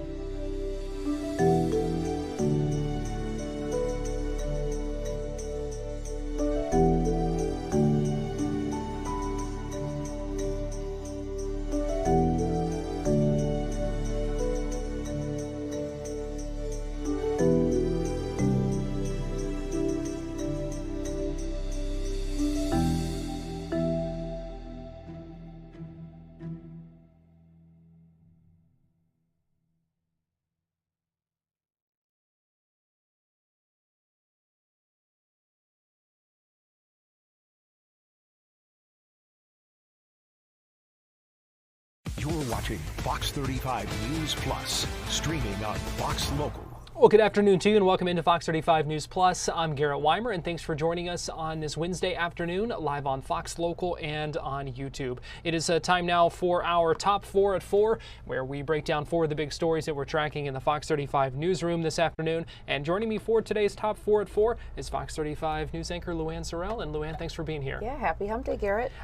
We begin this afternoon with a pretty crazy story. We Yeah. brought this as breaking news at the end of Florida Live on Fox Local. And it's just crazy to see these aerials of this crane. Wild pictures out of Merritt Island this afternoon. A crane toppled right onto a home. Here it is. You can see that crane truck in the front yard of someone's home there in Merritt Island. We're told there were workers in the area working on something when this crane toppled over. Thankfully, no one was inside the home at the time, so no one was injured. But just a crazy scene in Merritt Island. We're working to get more information, and we do have a reporter live on the scene this afternoon. That's right. Fox 35's Matt Trezza joining us live now from this scene. And Matt, I know you just had the chance to speak with some neighbors there. Well, Gary, you can see the crane is behind me here. This is the top part of it, and the rest of the truck is on the other side of the house. We could probably walk around and show it to you, but essentially it just came right through, crushing the structure that the couple who lives there I talked to said they've been there for 40 years. What they say is that this crane was working on moving one of the telephone poles in the area, and they say that it tipped over as it was leaning over to do so. That apparently there was a water main that was in the street. Part of the crane crushed the water main. They say the water sprayed out through the street, that the sand that was around the water main all washed away, and that made the ground cave in under the crane, and the whole thing just tipped over. The homeowner, whose name is ironically Jim Crane, says he watched the whole thing happen as he was home, just watching the crane tip over and crush the home that he had lived in with his wife and family for 40 years. He said that this is a shed right here on the side of the property that he said he was working on rehabbing. He said he's rehabbed the home itself about 3 times. And right now he says he doesn't know what he's going to do. He does have insurance on the property. He's reached out to that company to try and find out what he can do. He says he is in touch with the company, the contractor that owns the crane, but right now he says he and his wife are in shock. All he could do when he saw the crane tip over was run inside the home and get 2 dogs that were there. The wife was out at a vet's office with a 3rd dog. Now they are all safely across the street at a different house with the 3 dogs. They have their health. They are fine. No injuries reported here, but this home just crushed by this construction crane that they say was working on one of the telephone poles right on the street here. We're going to try and get more information on this and let you know. For now, we're live in Merritt Island. Matt Trezza, Fox 35 News. Wow, absolutely incredible, Matt, and certainly thankful that they were okay, that they weren't inside the home. Yeah, that's right. Just amazing that fortunately nobody was there. The homeowner told me that he warned the people at the construction company that, they could go from a different street on a different angle and maybe it would have been easier for the crane. He said they decided not to do that and this was the result. I don't know, I can't verify the accuracy of that statement, why they decided to go from one side instead of the other, but in any case, this is how it all ended up. Oh, my goodness. Fox 35's Matt Trezza, great reporting out there. We appreciate you joining us here on Fox 35 News Plus, and look forward to seeing your updates this evening. Sounds good. Thank you. I can't imagine watching a crane falling onto your house and there's nothing you can do. Helpless. It had to be like slow motion, like, no. Yeah, thankfully they were able to get the 2 dogs out of there. Yeah. Just unbelievable. Seeing those images, I mean, could have been so much worse. For sure. As well. Had anyone been in there, just absolutely unreal images. And to top it all off, as he said, his name is Jim Crane. What are the odds? That is just so bizarre. Oh my gosh. Yeah, so we'll continue to track that story, obviously developing still, and we'll check back in a little bit later on that. A second story of the day, and that is Florida Fish and Wildlife approving a black bear hunting season. Yeah, another huge story just happened today. today, FWC approved a bear hunt. This is going to be the first bear hunt in 10 years here in the state of Florida. Just to kind of give you a breakdown of what's going to happen, the bear hunt is going to be held in December. No exact start date as of yet, but it'll be a 3-week-long hunt in 4 separate areas in the state of Florida. And Central Florida is one of those areas where this hunt will happen. They're going to have a lottery-style permitting system. They're going to give up to 200 permits out to people.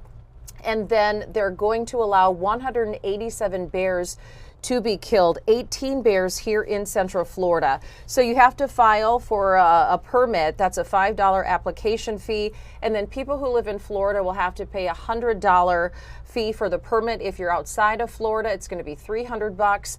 But I tell you, Garrett, a lot of people upset with this. They say, you know what, we're going into the Bears' territory. The Bears are not coming into ours, and they are not happy at all about this bear hunt. We know about 100 people or so from Orlando took a shuttle bus up to the city near Tallahassee where this FWC meeting was taking place this morning. And they are just devastated that we're going to have another bear hunt. The last one, as we said, was 10 years ago. And it was supposed to be several weeks, but it was shut down after a couple days because too many bears were killed in just a couple days' time. Now, they do say, FWC says, because of the way they are doing it this year, or now, I should say, it should prevent that, because it's basically, you know, in 2015 they had a certain quota of bears that were going to be allowed to be killed over that period of time. Now it's kind of one hunter, you know, one tag per hunter, essentially. And so they think that will control this a little bit better. But you mentioned the passion about this on both sides. I mean, this is a look from the meeting earlier today. You saw the people in the blaze orange. So they're kind of wearing that to show their support, and many people speaking there, and then a number of people wearing black as well, speaking out against this bear hunt. There were 168 people that signed up for public comment. Wow. So that took hours this morning in this meeting. When it was all said and done, the commission did approve this, and so December 6th through 28th will kick off the 23-day bear hunting season, kind of as you mentioned, in those different zones. Yeah, and an interesting side note, I was told that this isn't just a one-time thing. As part of this is now going to be an annual event. We're going to have an annual bear hunt here in Florida, and it'll be somewhere between the dates of October and December every year. So I guess we need to get used to the thought of, you know, bears being hunted in Florida, because it's now going to happen every year. And my understanding is that Florida used to have annual bear hunts that ended in the 90s. And around that time, the population of black bears was down to about 1,000, I think they said. Now, FWC says the black bear population is growing about 4,000 or larger, they believe, and as they see more complaints from residents, they believe this will be a good way to help control the population. Yeah, and they say they're going to put some things into place that hopefully people will be hunting the male bears, not the female bears. So that's another thing that they're going to try to implement. And it sounds like last time they just gave out permits to anyone who would pay for it, or now they're going to limit the number of permits, so hopefully there won't be so many bears killed so quickly in the hunt as well. And December is when that will begin this year. Looking forward to the future years, and it will likely be sometime between October and December, so the time could change a little bit on that. Well, story number 3, and that is we heard from the state prosecutor today announcing a second-degree misdemeanor charge against one of the dog owners in this deadly dog attack from Volusia County back in January. It was such a sad story. A little boy was riding his bike, 8-year-old Michael Millette, and he just saw, 2 dogs out there, and he decided to, hop off his bike and pet the dogs. Well, this poor little boy was mauled to death by those dogs, and everyone's kind of been waiting and wondering if, the owners of these dogs were going to be charged with a crime. And it did come out today. The prosecutor said the owner of one of the dogs, 31-year-old Amanda Franco, will be charged with a second-degree misdemeanor under the state's Dangerous Dog Act. They said really this is the extent of what they could do. Some other laws went into effect after this incident.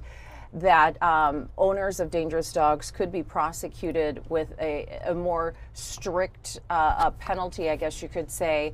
But the prosecutor said this is all we could do is a second-degree misdemeanor, and your heart really goes out to the family of this little boy, you know, who just lost a child basically for no reason. The dogs had gotten out of their yard and just mauled that poor baby to death. And the prosecutor, who is actually the state attorney for Brevard and Seminole counties, his office took over the case from the state attorney from Volusia because of a conflict of interest. But he said today that his conversation with the parents of that young boy was probably the hardest conversation he has had to have in his career. Here's what he said about that. As yours, the same as others that are probably watching at home. That a second-degree misdemeanor is not enough. I'll leave it at it's probably the hardest conversation I've had in my career, was talking to that family yesterday. Yeah, and so many people wondering, you know, saying that, kind of thinking that it's not enough. Yeah. You know, why is that all a second-degree misdemeanor? And he, you know, he was kind of saying that was the reaction from the parents as well, which you can certainly understand. Yeah. The punishments for that, a second-degree misdemeanor, if she's convicted or were to plead guilty in this, 60 days in jail or a 6-month supervision or a $500 fine. Wow. So, and that was another kind of part of the conversation in this news conference earlier today, because we know that the Volusia County Sheriff went and testified in Tallahassee in favor of the new kind of laws that were put into to place this year because of this. Yeah. And he said, you know, really, they're going to go back to the legislature because clearly, he said, things just aren't enough. We are going to join forces to go back to the legislature and say, hey, thank you for what you did with the Pam Rock Act, but this doesn't go far enough. Legally, what the legislature can do or can't do, we're going to find out. And I think that's where the viewers come into play. If you're as appalled as everybody else is, the man's following, he's doing what he has to do. There were 0 911 calls. There were 0 reports filed with the sheriff's office. There were 0 reports filed with animal control. We went out and did interviews. Everybody told us all these stories. He can't use that. So this is a case where I would implore people to contact your elected representatives in the House and the State House and the State Senate and tell them something needs to be done. That Michael, his life was more than a misdemeanor of the second degree. And I think that's a good explanation from him too. And that was really the big takeaway from this news conference. They all said it multiple times, like if there are issues with dangerous dogs in your neighborhood, wherever you may be, don't suffer in silence. They said call and report it so that there are records of 911 calls, there are reports filed so that something can be done a little more easier, because the way the law is now, their hands, they said, are kind of tied. Yeah, if there's a history of violence with the dogs, then they fall into a different category. Then you knowingly own a dangerous dog. But if nothing's reported, then this seems like it's the first time these dogs have done anything, so the punishment is less. So yeah, they said they talked to neighbors. The neighbors like, yeah, these dogs attack chickens. They, you know, have been chasing people. But if no one reports it, then they have to follow the letter of the law, and that's the lesser charges. Yeah, and it just has to be tough for that family, you know, kind of at this point still. Yeah. So like you said, report it. If you have dogs in your neighborhood and they're terrorizing animals or people, you have to report it so that the owners are held accountable. And story number 4 here, a 78-year-old Lady Lake woman fighting off a home invader. Yeah, she wasn't having it, Garrett. She said, not today. The suspect goes up to this elderly woman's home. She's 78. She lives in Lake County. He knocked on the door, or Lady Lake, I should say. The suspect allegedly knocks on the door, asks for her car keys. She says no. He forces his way inside, and she fights him off. Back outside he goes, and he runs away after snatching her purse inside the home. The man you see on the ground here is 53-year-old Craig Johnson. He's known to be a homeless man in that area. But then after they make the arrest, about 20 minutes after he broke into the woman's home, she's thanking the officers. Thank you so much for showing up and doing your job. She seems like a nice lady. I'm hoping we get to talk to her sometime later today, but she's a feisty one. 78 and fighting off a man in your house. That's not easy to do. No way. But it sounds like this suspect picked the wrong person to kind of pick on here. Yeah. Because, yeah, definitely feisty, spunky, and everything worked out in her favor here. Yeah, she has a few bumps and bruises, it sounds like, but he is charged with battery, robbery, and battery on a person over the age of 65. So off to jail he goes. All right. Luann, we appreciate you joining us for today's Top 4 at 4. We're going to take a quick break, and we'll be right back after this.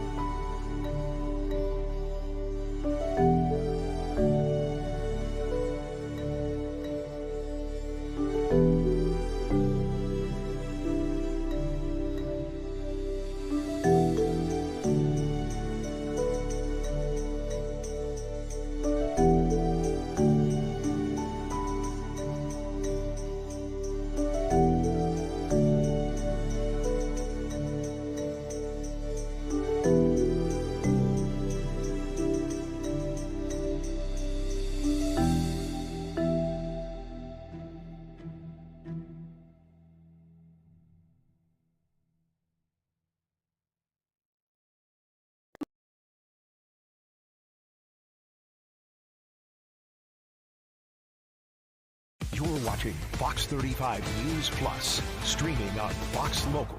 Fox 35 Storm Team meteorologist Laurel Blanchard joins us now live from Studio A. And Laurel, all this talk about Tropical Storm Erin that continues to move westward. Yeah, Garrett, that's really the main story as we head through the next couple of days, because really we're going to be watching this storm closely, because as we continue to watch this track, this storm is not only going to be our first hurricane of 2025, but most likely the first major hurricane of 2025, which is a big deal. And especially because it's going to continue to track westward, we could feel some effects here in Florida. So let's do a whole breakdown of what we're seeing right now in the tropics. Of course, keeping an eye on Tropical Storm Erin in the central Atlantic, but we're also keeping an eye on this zone in the southwestern Gulf, and we're going to continue to watch that as we head through the next couple of days. Less of a threat for sure, but as we continue to watch Erin, things could pick up very quickly. So here is the latest on Tropical Storm Erin. This is the 11 a.m. update. We will get a new refreshed cone coming up at 5 p.m. tonight. But overall, we can see right here, right now, holding 45-mile-per-hour winds with this current storm. It's going to continue to track westward. So westward at about 17 miles per hour is the current speed of this storm. And once we head to Friday morning is when it could reach hurricane strength, which again, usually 75-mile-per-hour winds or 74-mile-per-hour winds and above. That's what classifies a storm as a hurricane. From there, it's just going to tap into that very warm ocean water, quickly amping up to a Category 2 storm, most likely by Saturday, and then continuing from there. As we take a look, by the end of the weekend and start of the next work week, we could be keeping an eye on a Category 3 storm. So this storm, definitely something to watch, and the main reason why we're seeing that development so quickly, we'll put on the track right here, including where we're going to be seeing that strengthening of the storm. Right now, it's chilling out at about 82-degree water, but very quickly going to be tapping into that 84, 85 degree water. And that's what's going to really amp up the strength of this storm, because it's just feeding on that very warm jet fuel, which is the ocean water. I'm like the tropics on this one. I'm very picky when it comes to ocean water, and I won't get in if it's too cold, but I also won't get in if it's too hot. So same thing as what we're dealing with the tropics, especially the mid 80s. That's kind of like that sweet spot zone of when we normally see tropical systems like this really start to amp up. And again, we're seeing that kind of sweet spot temperature right there. But this is right on par when we normally see our first hurricane of the season. August 11th, climatologically speaking, is the average date of when we normally see hurricanes, and we're right on par with that for the 2025 season. And here's the model ensemble data. Lots of questions have been coming in as where is this thing tracking? And it's a little unclear right now. So as we take a look, these are all the model ensembles, and we can see a couple of them get a little bit closer to the coastline, and some even tracking into North Carolina. So something that we're going to be watching very closely, especially as we head into this weekend. Models are kind of giving the suggestion that we could see a little bit of a curve happen. So Garrett, we're kind of just waiting to see when that happens to really pin down who's going to be affected and what threats we could see. Yeah, walk us through a couple of those scenarios here, because I know, and some of those factors that might kind of determine which one kind of ends up winning out. Yeah, Garrett, that's a great question. So as we do take a look, I do want to make this very big preface. This storm is still multiple days away. On average, right now, about between 6 and 10 days is where this storm is sitting right now. As it gets closer to when we're going to be seeing that strengthening start to happen, that genesis really start to pick up, we'll have a lot more of those questions answered. But right now, this is what models are starting to suggest. So right now, we're keeping an eye on 2 high pressure systems. It depends how strong the high pressure system and how far east this high pressure system, especially over the U.S., sets up. That's going to either make or break it moving closer to the East Coast. So as we see right here, this is one of the scenarios, a strong high pressure system almost shielding the East Coast. This is what's going to force Erin a little bit further out to sea, pushing it closer more towards Bermuda and the central Atlantic, as it kind of follows this weak high pressure system over here in the central Atlantic. If it stays further out to sea, main threat that we can see here in central Florida is the possibility of very dangerous surf as well as very dangerous rip currents. So surfers, this is going to be great conditions for you. However, if you're just looking for a nice calm day at the beach, definitely something we're not going to be seeing as we take a look ahead later on next week. Now, if these high pressure systems just shift ever so slightly, we can see quite a bit of change. So this is how quickly the steering pattern can change. Even if this strong high pressure system sets up just a little bit further to the west, that could possibly lead to the risk of seeing a little bit of a landfall happen with this storm. And this is going to track it further to the East Coast, which then is the concern of some coastal flooding if we do see this Erin continue to make its way closer to the East Coast. So lots of factors still up in the air, lots of questions still to be answered, but fingers crossed we should be answering those questions as we get a little bit closer and as the storm continues to strengthen, taking a look a little bit later on this week. And yet that's not the only thing we are watching in the tropics. Not the only thing, maybe a little bit of a homegrown thing possibly trying to form, but things are looking very low with this storm right here. So we're keeping an eye on a little cluster of thunderstorms just to the south of the Yucatan Peninsula, and this is set to track over the peninsula, cutting it off from the warm ocean water that's currently in the Gulf, and then most likely this is going to make landfall somewhere along Mexico or the southern coast of Texas. Right now we're keeping an eye on this tropical wave, and there's a low chance of development, but it is not zero. 10% definitely can go a long way. Either way you slice and dice it. Luckily, we're not looking at any threats to Florida with this one. Maybe a little bit of enhanced rain taking a look later on. But overall, we could be seeing lots of rain along the coast of Mexico and the southern coast of Texas.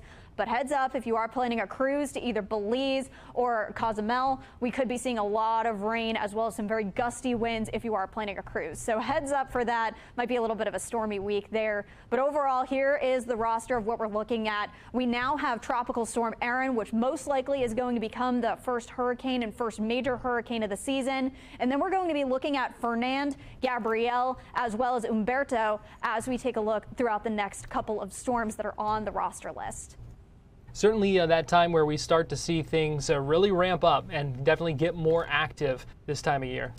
Yeah, for sure. So if you are planning on going to the grocery store, doing a last little bit of prep, make sure you're just getting those couple of things. So when it does come down to the last second, we are seeing some direct threats. Just do your part in order to get prepared ahead of time, protecting your home, preparing some sandbags, making sure your gutters are clean, which with the Florida rain, that's something that should be done pretty regularly. And then also if you're just headed to the grocery store, pick up a couple of things here and there. I just did it to top off my emergency kit, and you should too, especially when we do start to see this season really ramp up, as we're seeing storm after storm starting to form. So definitely just a little bit of advice there.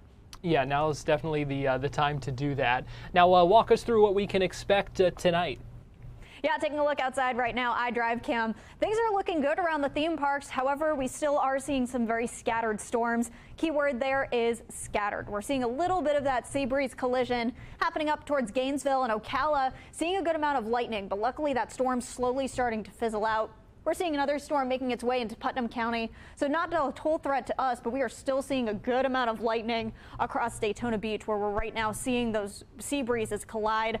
Couple of scattered showers across the region, but we should be seeing those slowly start to calm down as we head through the overnight tonight. So taking a look at your forecast, things are pretty much quiet by 9 p.m. And then as we take a look through the overnight tonight, things are looking good. Partly cloudy skies being left over as those storms start to fizzle out. And then as we take a look at your Thursday morning looks crystal clear. Through the afternoon, couple of sea breeze storms starting to pick up, couple of splash and dash showers here and there. But other than that, it's quiet, keeping our rain chances relatively low for the next couple of days, with the exception of just a couple of pickup storms caused by the sea breeze as we take a look through your Thursday. More of the same on tap for your Friday, and looking ahead to the weekend. Little bit of an increase in those rain chances as we take a look towards your Saturday and even into your Monday, but overall going to keep those rain chances much lower than what we saw last week for sure. Not as much tropical moisture in the air, so we're kind of just dealing with our very normal scattered showers and thunderstorms that we normally see during the summertime.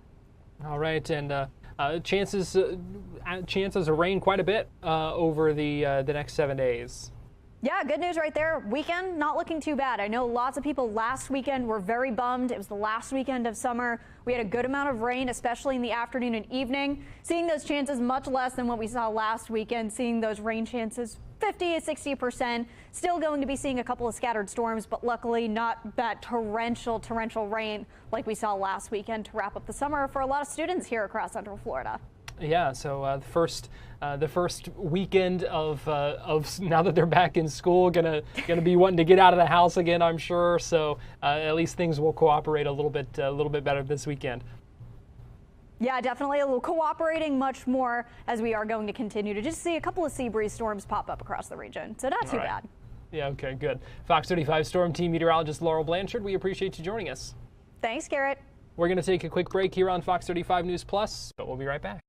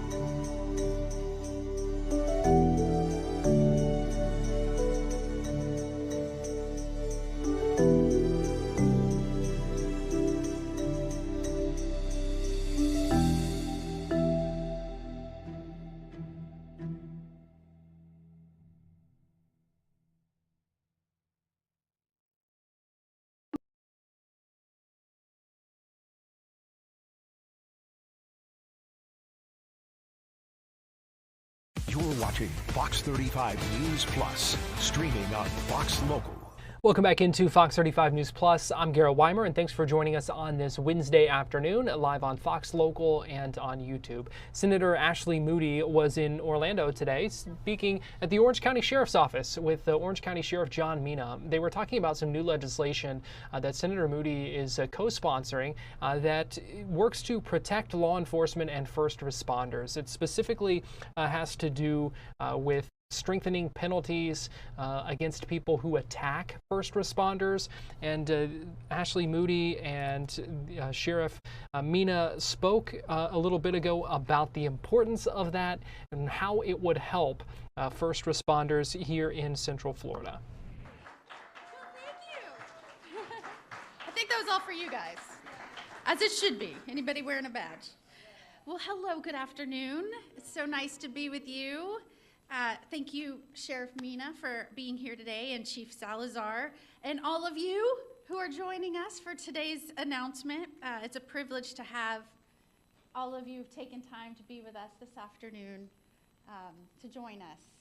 I think it's a very big thing to sign up to wear a badge and run to danger and protect other people and put your safety behind others. And it's always an honor for me to share a stage with you guys, so thank you very much. The job of a first responder is not easy. I think all of us know that. In fact, across the nation, we're seeing a rise in attacks on law enforcement, both physical and verbal. And it's first responders as a whole, so not just law enforcement, firefighters, paramedics. We're seeing this time and time again, and you've seen it play out on your TV screens. And at this time, I can't think of a better time to announce my support and my urging of my colleagues, along with those who are standing behind me, to pass legislation federally to protect our law enforcement officers against these attacks. They routinely put their lives on the line to protect us. And so often that goes horribly, tragically wrong. And we are trying to come up with the words in that moment in time when we suffered a loss or we've seen an attack to thank them and their families for serving in this way, for being the reason we can live as a free people under a rule of law, because we have men and women that are willing to enforce the people's laws. Without that, this great experiment of ours of free people governing ourselves does not work. And so I am always looking for the right words to say thank you. And I think as Floridians, we have done a good job of not just using words to show appreciation and thanks and support. We have taken specific actions to show that we back the blue. In fact, it's not just about passing new laws to make criminal penalties harsher and show that we will enforce the law, which we will. I like to say that Florida is a law and order state, and we are the #1 state for enforcing the laws. But we also have to support them by making sure that we're giving them the tools and resources to do their jobs and making sure that we have filled ranks of good men and women of integrity. So we have to be able to recruit men and women, and to do that we have to take proactive steps to show we're going to support you, we're going to give you the tools to do your job, put bad guys behind bars, and we're going to protect you and your person so that you can go home safely to your families at night. And to do that, we don't wait to say thank you and act in time of tragedy. We are proactive. And so today I'm here to say, as the newest United States Senator, and certainly honored to be Florida's newest senator, one of my first acts was not only pushing for legislation to make sure law enforcement could live in the communities that they serve, but now I am proud to say I am working to pass federal legislation to go after those that would attack our first responders. And that's supporting the Hoffman Act. As the folks up here can attest, and I just met specifically with a brave hero, they will often find themselves rushing into danger. And many times as they are rushing in, they have folks criticizing them, setting up ways to attack them, encouraging other agitators to attack them. And so we have to be able to fill the gaps in federal law to make sure we're making it a federal crime when someone sets out to hurt our law enforcement and other first responders. You probably saw it play out that we lost and had 2 firefighters attacked in Idaho, and we continue to see our medical professionals as they're going in to assist get attacked. So we're supporting legislation to hold people responsible who attack our law enforcement officers.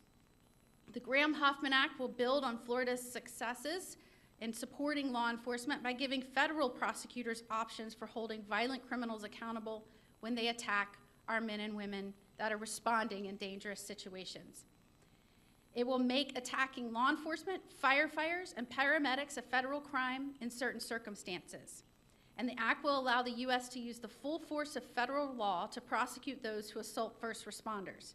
And it will act as a deterrent to anyone considering violence against these heroes.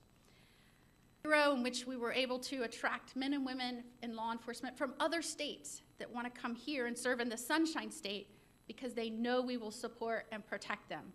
In fact, among the 8,000 bonuses we've given to new law enforcement recruits, 2,000 of those came from out of state. I am so proud of those who answered our call. And I want them to know that not only in Florida, but in the Capitol, we have your back. Thank you for your service. We will always fight to protect our brave first responders. And I believe that Sheriff Mina would like to share a video with us at this time.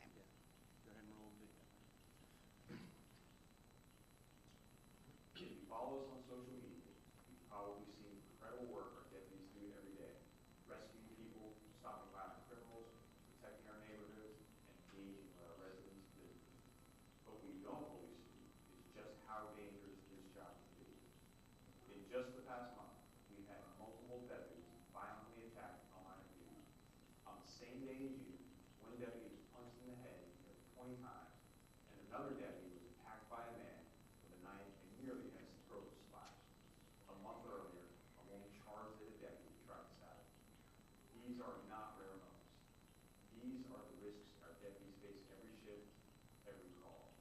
We want our community to understand the reality of what our men and women in uniform do to keep people safe.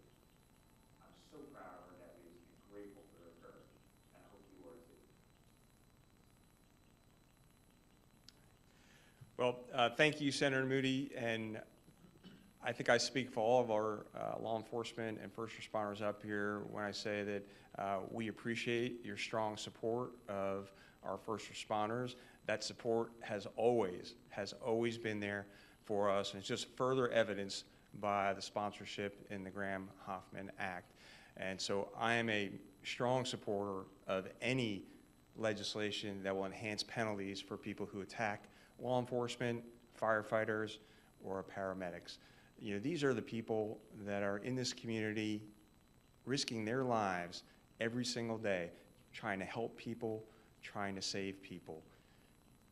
And any legislation that would enhance penalties, we're in favor of doing. So I also want to say and make this very clear, it's not okay to attack law enforcement. It is not okay to attack a firefighter, and it's not okay to attack any emergency medical professional. So anything that we can do to enhance those penalties, we are all supportive. And you saw that video. That's just a sneak peek that we showed the public not too long ago. Those instances of deputies being attacked, officers being attacked, that happens in our community every single day. It happens throughout our nation every single day. And also, it happens to our firefighters and paramedics. So those people who attack law enforcement, who attack any first responder, they need to be held accountable, and there needs to be enhanced penalties. So we can't thank Senator Moody enough for her unwavering support of our first responders, and we're so very proud to stand with her here and support the Graham-Hoffman Act, and hope that it further protects our law enforcement. And that's because of Senator Moody and others who are sponsoring this bill. So with that, I will invite Chief Salazar from the Orlando Fire Department to speak. Thank you. I'd like to begin by expressing my heartfelt gratitude to Senator Ashley Moody and the bill's co-sponsors for championing the Graham-Hoffman Act, a testament to her unwavering commitment and well-being for the safety of our first responders nationwide. I also want to extend my sincere appreciation to Orange County Sheriff John Mena for his tireless efforts in ensuring the safety of Orange County residents and for hosting this pivotal event. So every day, our first responders selflessly respond to emergencies, navigating unpredictable situations that can rapidly escalate into chaos, as tragically witnessed in Kansas City, where firefighter paramedic Hoffman was attacked, in Idaho, where wildland firefighters doing their job were ambushed, in New York City, where paramedic Allison Rousseau was attacked and killed. In today's complex environment, it is crucial that we remain vigilant, acknowledging the risk that firefighters, EMS personnel, law enforcement officers face, not only during emergency response, but also as potential targets of violence in our daily normal routines. Despite these challenges, we remain steadfast in our duty to serve, driven by the knowledge that our presence can be the lifeline for those in need. This is precisely why first responders across the nation are united in their support for legislation that safeguards the heroes who protect our communities every day. The bipartisan Graham-Hoffman Act represents a beacon of hope, aiming to bring predators to justice and deter senseless acts for those who dedicate their lives to serving others each and every day. Thank you, Ashley Moody, for supporting this bill. Thank you. Anybody else want to come up here and support the act? Oh, I put them on the spot. Well, thank you for being here today. You know, so often I am reminded that there are ways that we can improve the lives of those that are serving us in these important roles by focusing on gaps where federal law may not be filling in, where state laws don't either apply or are not being enforced. And too often these days, there are places in the United States that you may not see perpetrators against law enforcement being held accountable. All the more reason to have federal laws fill those gaps in certain circumstances. And I am proud, as I will always be proud, to overlay resources and efforts to fill in where other jurisdictions may not think it's a priority to enforce the law or protect those it serves. I will always look for ways that we can complement and reinforce those efforts. So I'd be happy to take any questions you might have about the act. That was Senator Ashley Moody speaking at that news conference earlier today in Orange County, discussing the Graham-Hoffman Act and what it would mean for law enforcement. We're going to take a break here on Fox 35 News Plus, but we will be right back after this, so keep it here live on Fox Local and on YouTube.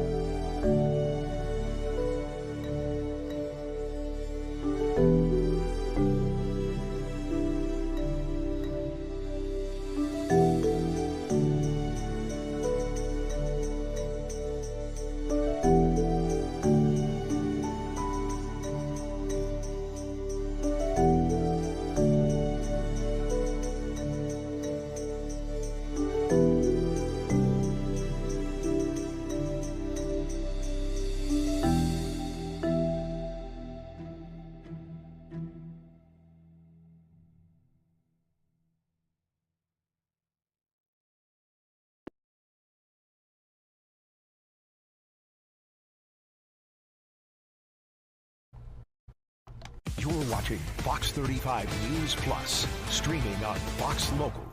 Welcome back into Fox 35 News Plus. I'm Garrett Weimer, and thanks for joining us on this Wednesday afternoon live on Fox Local and on YouTube.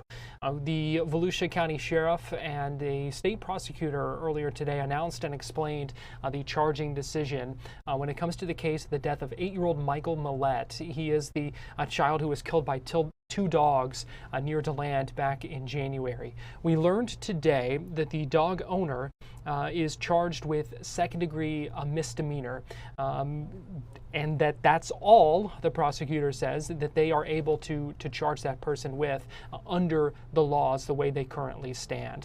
I want to play for you some of that news conference earlier as we hear from Sheriff Chitwood and State Attorney William Shiner. This was a very thorough and complete and emotional review of these files. We don't make filing decisions based on emotion. We don't make filing decisions based on public pressure, comment, or because someone says we should. We make them based on the law. There was a lot of research that was done in this case. There was a lot of conversations with very experienced lawyers, including some capital appeals lawyers from the Attorney General's office, to see what we could and couldn't charge, and if there were ways that we could make or see if different things could fit. And unfortunately, that research led us to where we are today, that there just aren't laws on the book in Florida, and there are no court case law interpreting the current laws on the books in Florida that allow for a different charge. This seems like a slap in the boy's face in a sense, even with his passing, that dog kills him and they get misdemeanor. I mean, what would you say to, I mean, you say the dangerous dog be on notice and everything like that, but is this speaking louder than words that you can have a dangerous dog and get away with it? I don't think it does that. I think what it does is it tells people in the community that if you experience an interaction with a dog that is out in your neighborhood and that appears to be dangerous to you or your children, you need to call law enforcement. You need to call animal services. You need to do those things so that that information can be put on someone. As the law stands, having a dog and having that dog get out without any knowledge on the owner or any knowledge that the state can prove that that dog presents a danger to someone that's likely to cause death or great bodily harm, there's nothing that can be done beyond the laws that are there. You know, probably one of the hardest conversations I had in my career was yesterday afternoon. So, we are going to join forces to go back to the legislature and say, hey, thank you for what you did with the Pam Act, but this doesn't go far enough. Legally, what the legislature can do or can't do, we're going to find out. And I think that's where the viewers come into play. If you're as appalled as everybody else is, the man's following, he's doing what he has to do. There were 0 911 calls. There were 0 reports filed with the sheriff's office. There were 0 reports filed with animal control.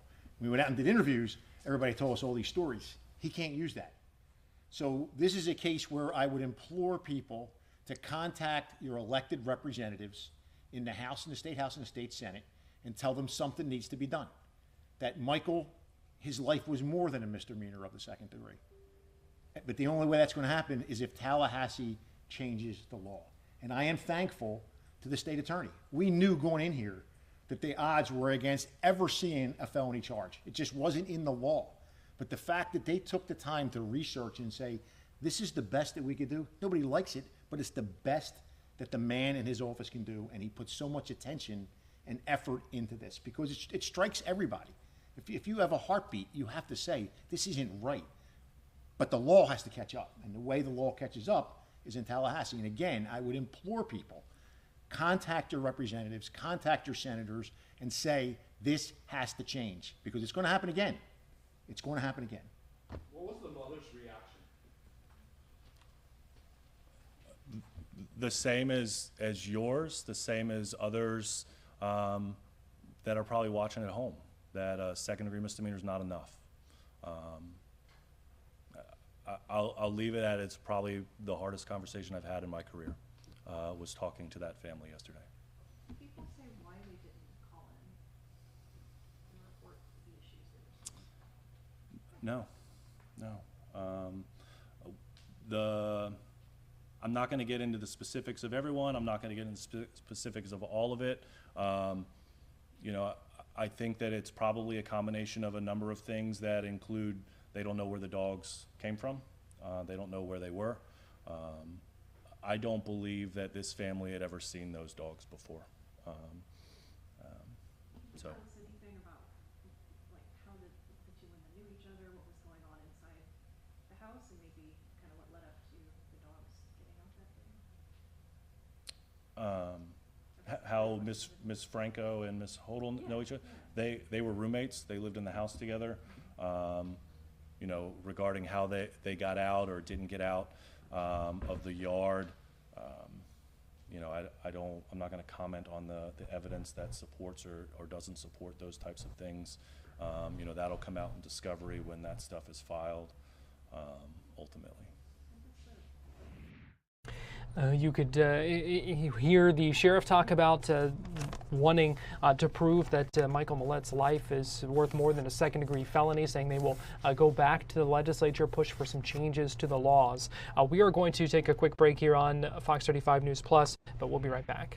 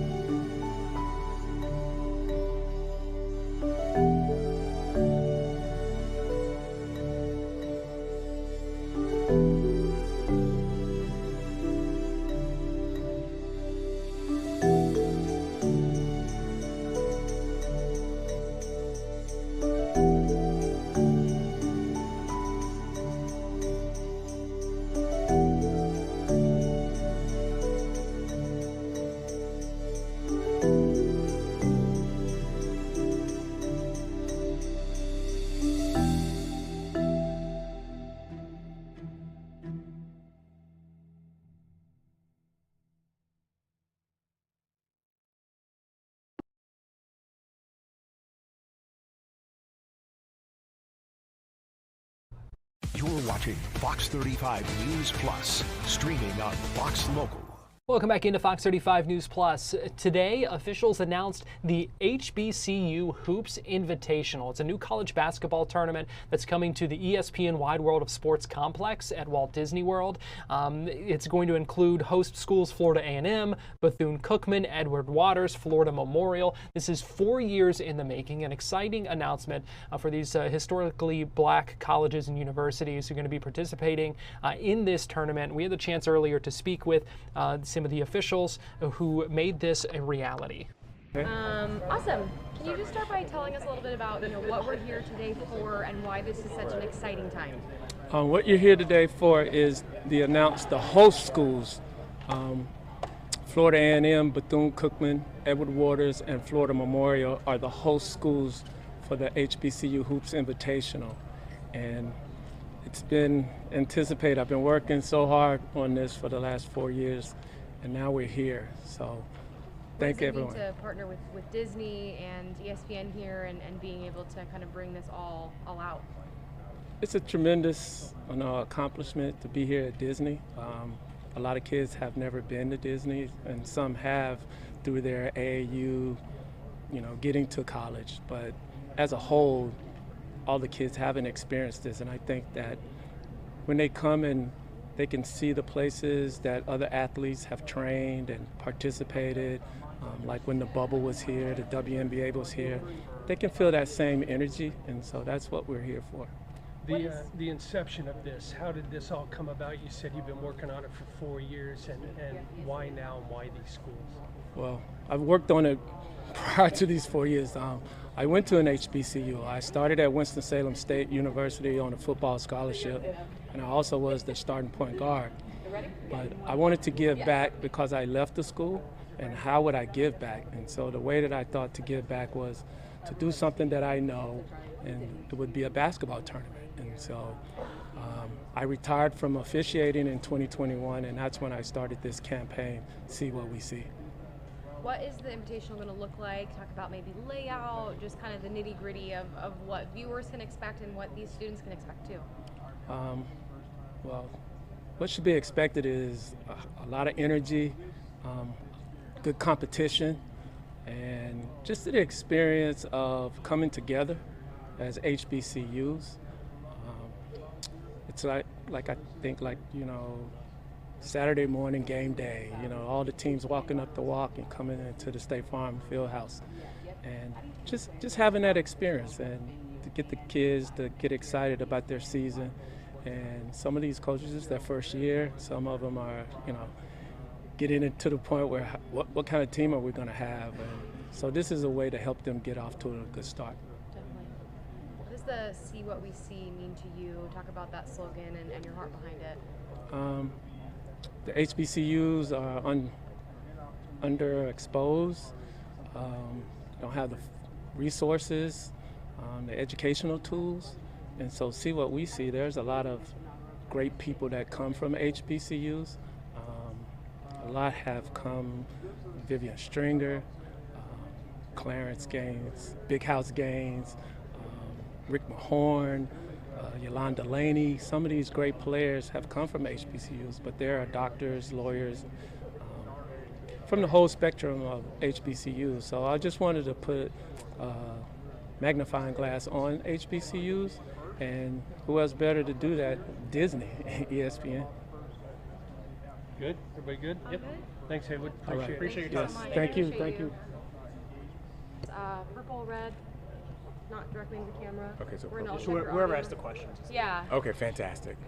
If you can just start, we'll check your audio. If you can say and spell out your first and last, please.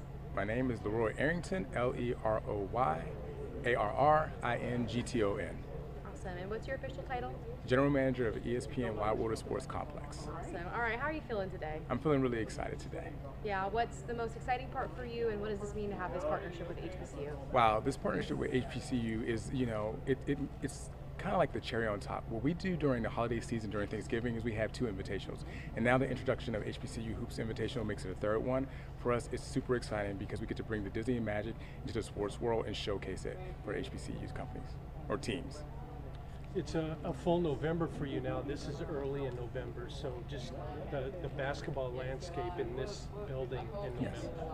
Yeah, no, it's absolutely a full venue for us. But the great thing about our venue set is we have 2 state-of-the-art facilities, and we have 2 field houses. So we host multiple basketball units throughout the course of the year. And so November is one of the times where we get to bring them all together. So we do the ESPN Invitationals as well as the WBCA Invitational here at this complex. So we're really excited, again, like I said, to add HBCU's Hoops Invitational to that. A lot of excitement for that HBCU Hoops Invitational. 4 years in the making. Several host schools, including Florida A&M, Bethune-Cookman, Edward Waters, and Florida Memorial. Well, thanks for joining us on this busy Wednesday here on Fox Local. We will go ahead and get ready to hand things off to Studio A for the start of Fox 35 News at 5. But we'll be right back here tomorrow at 11 a.m. with more Fox 35 News Plus. Also at 2 o'clock.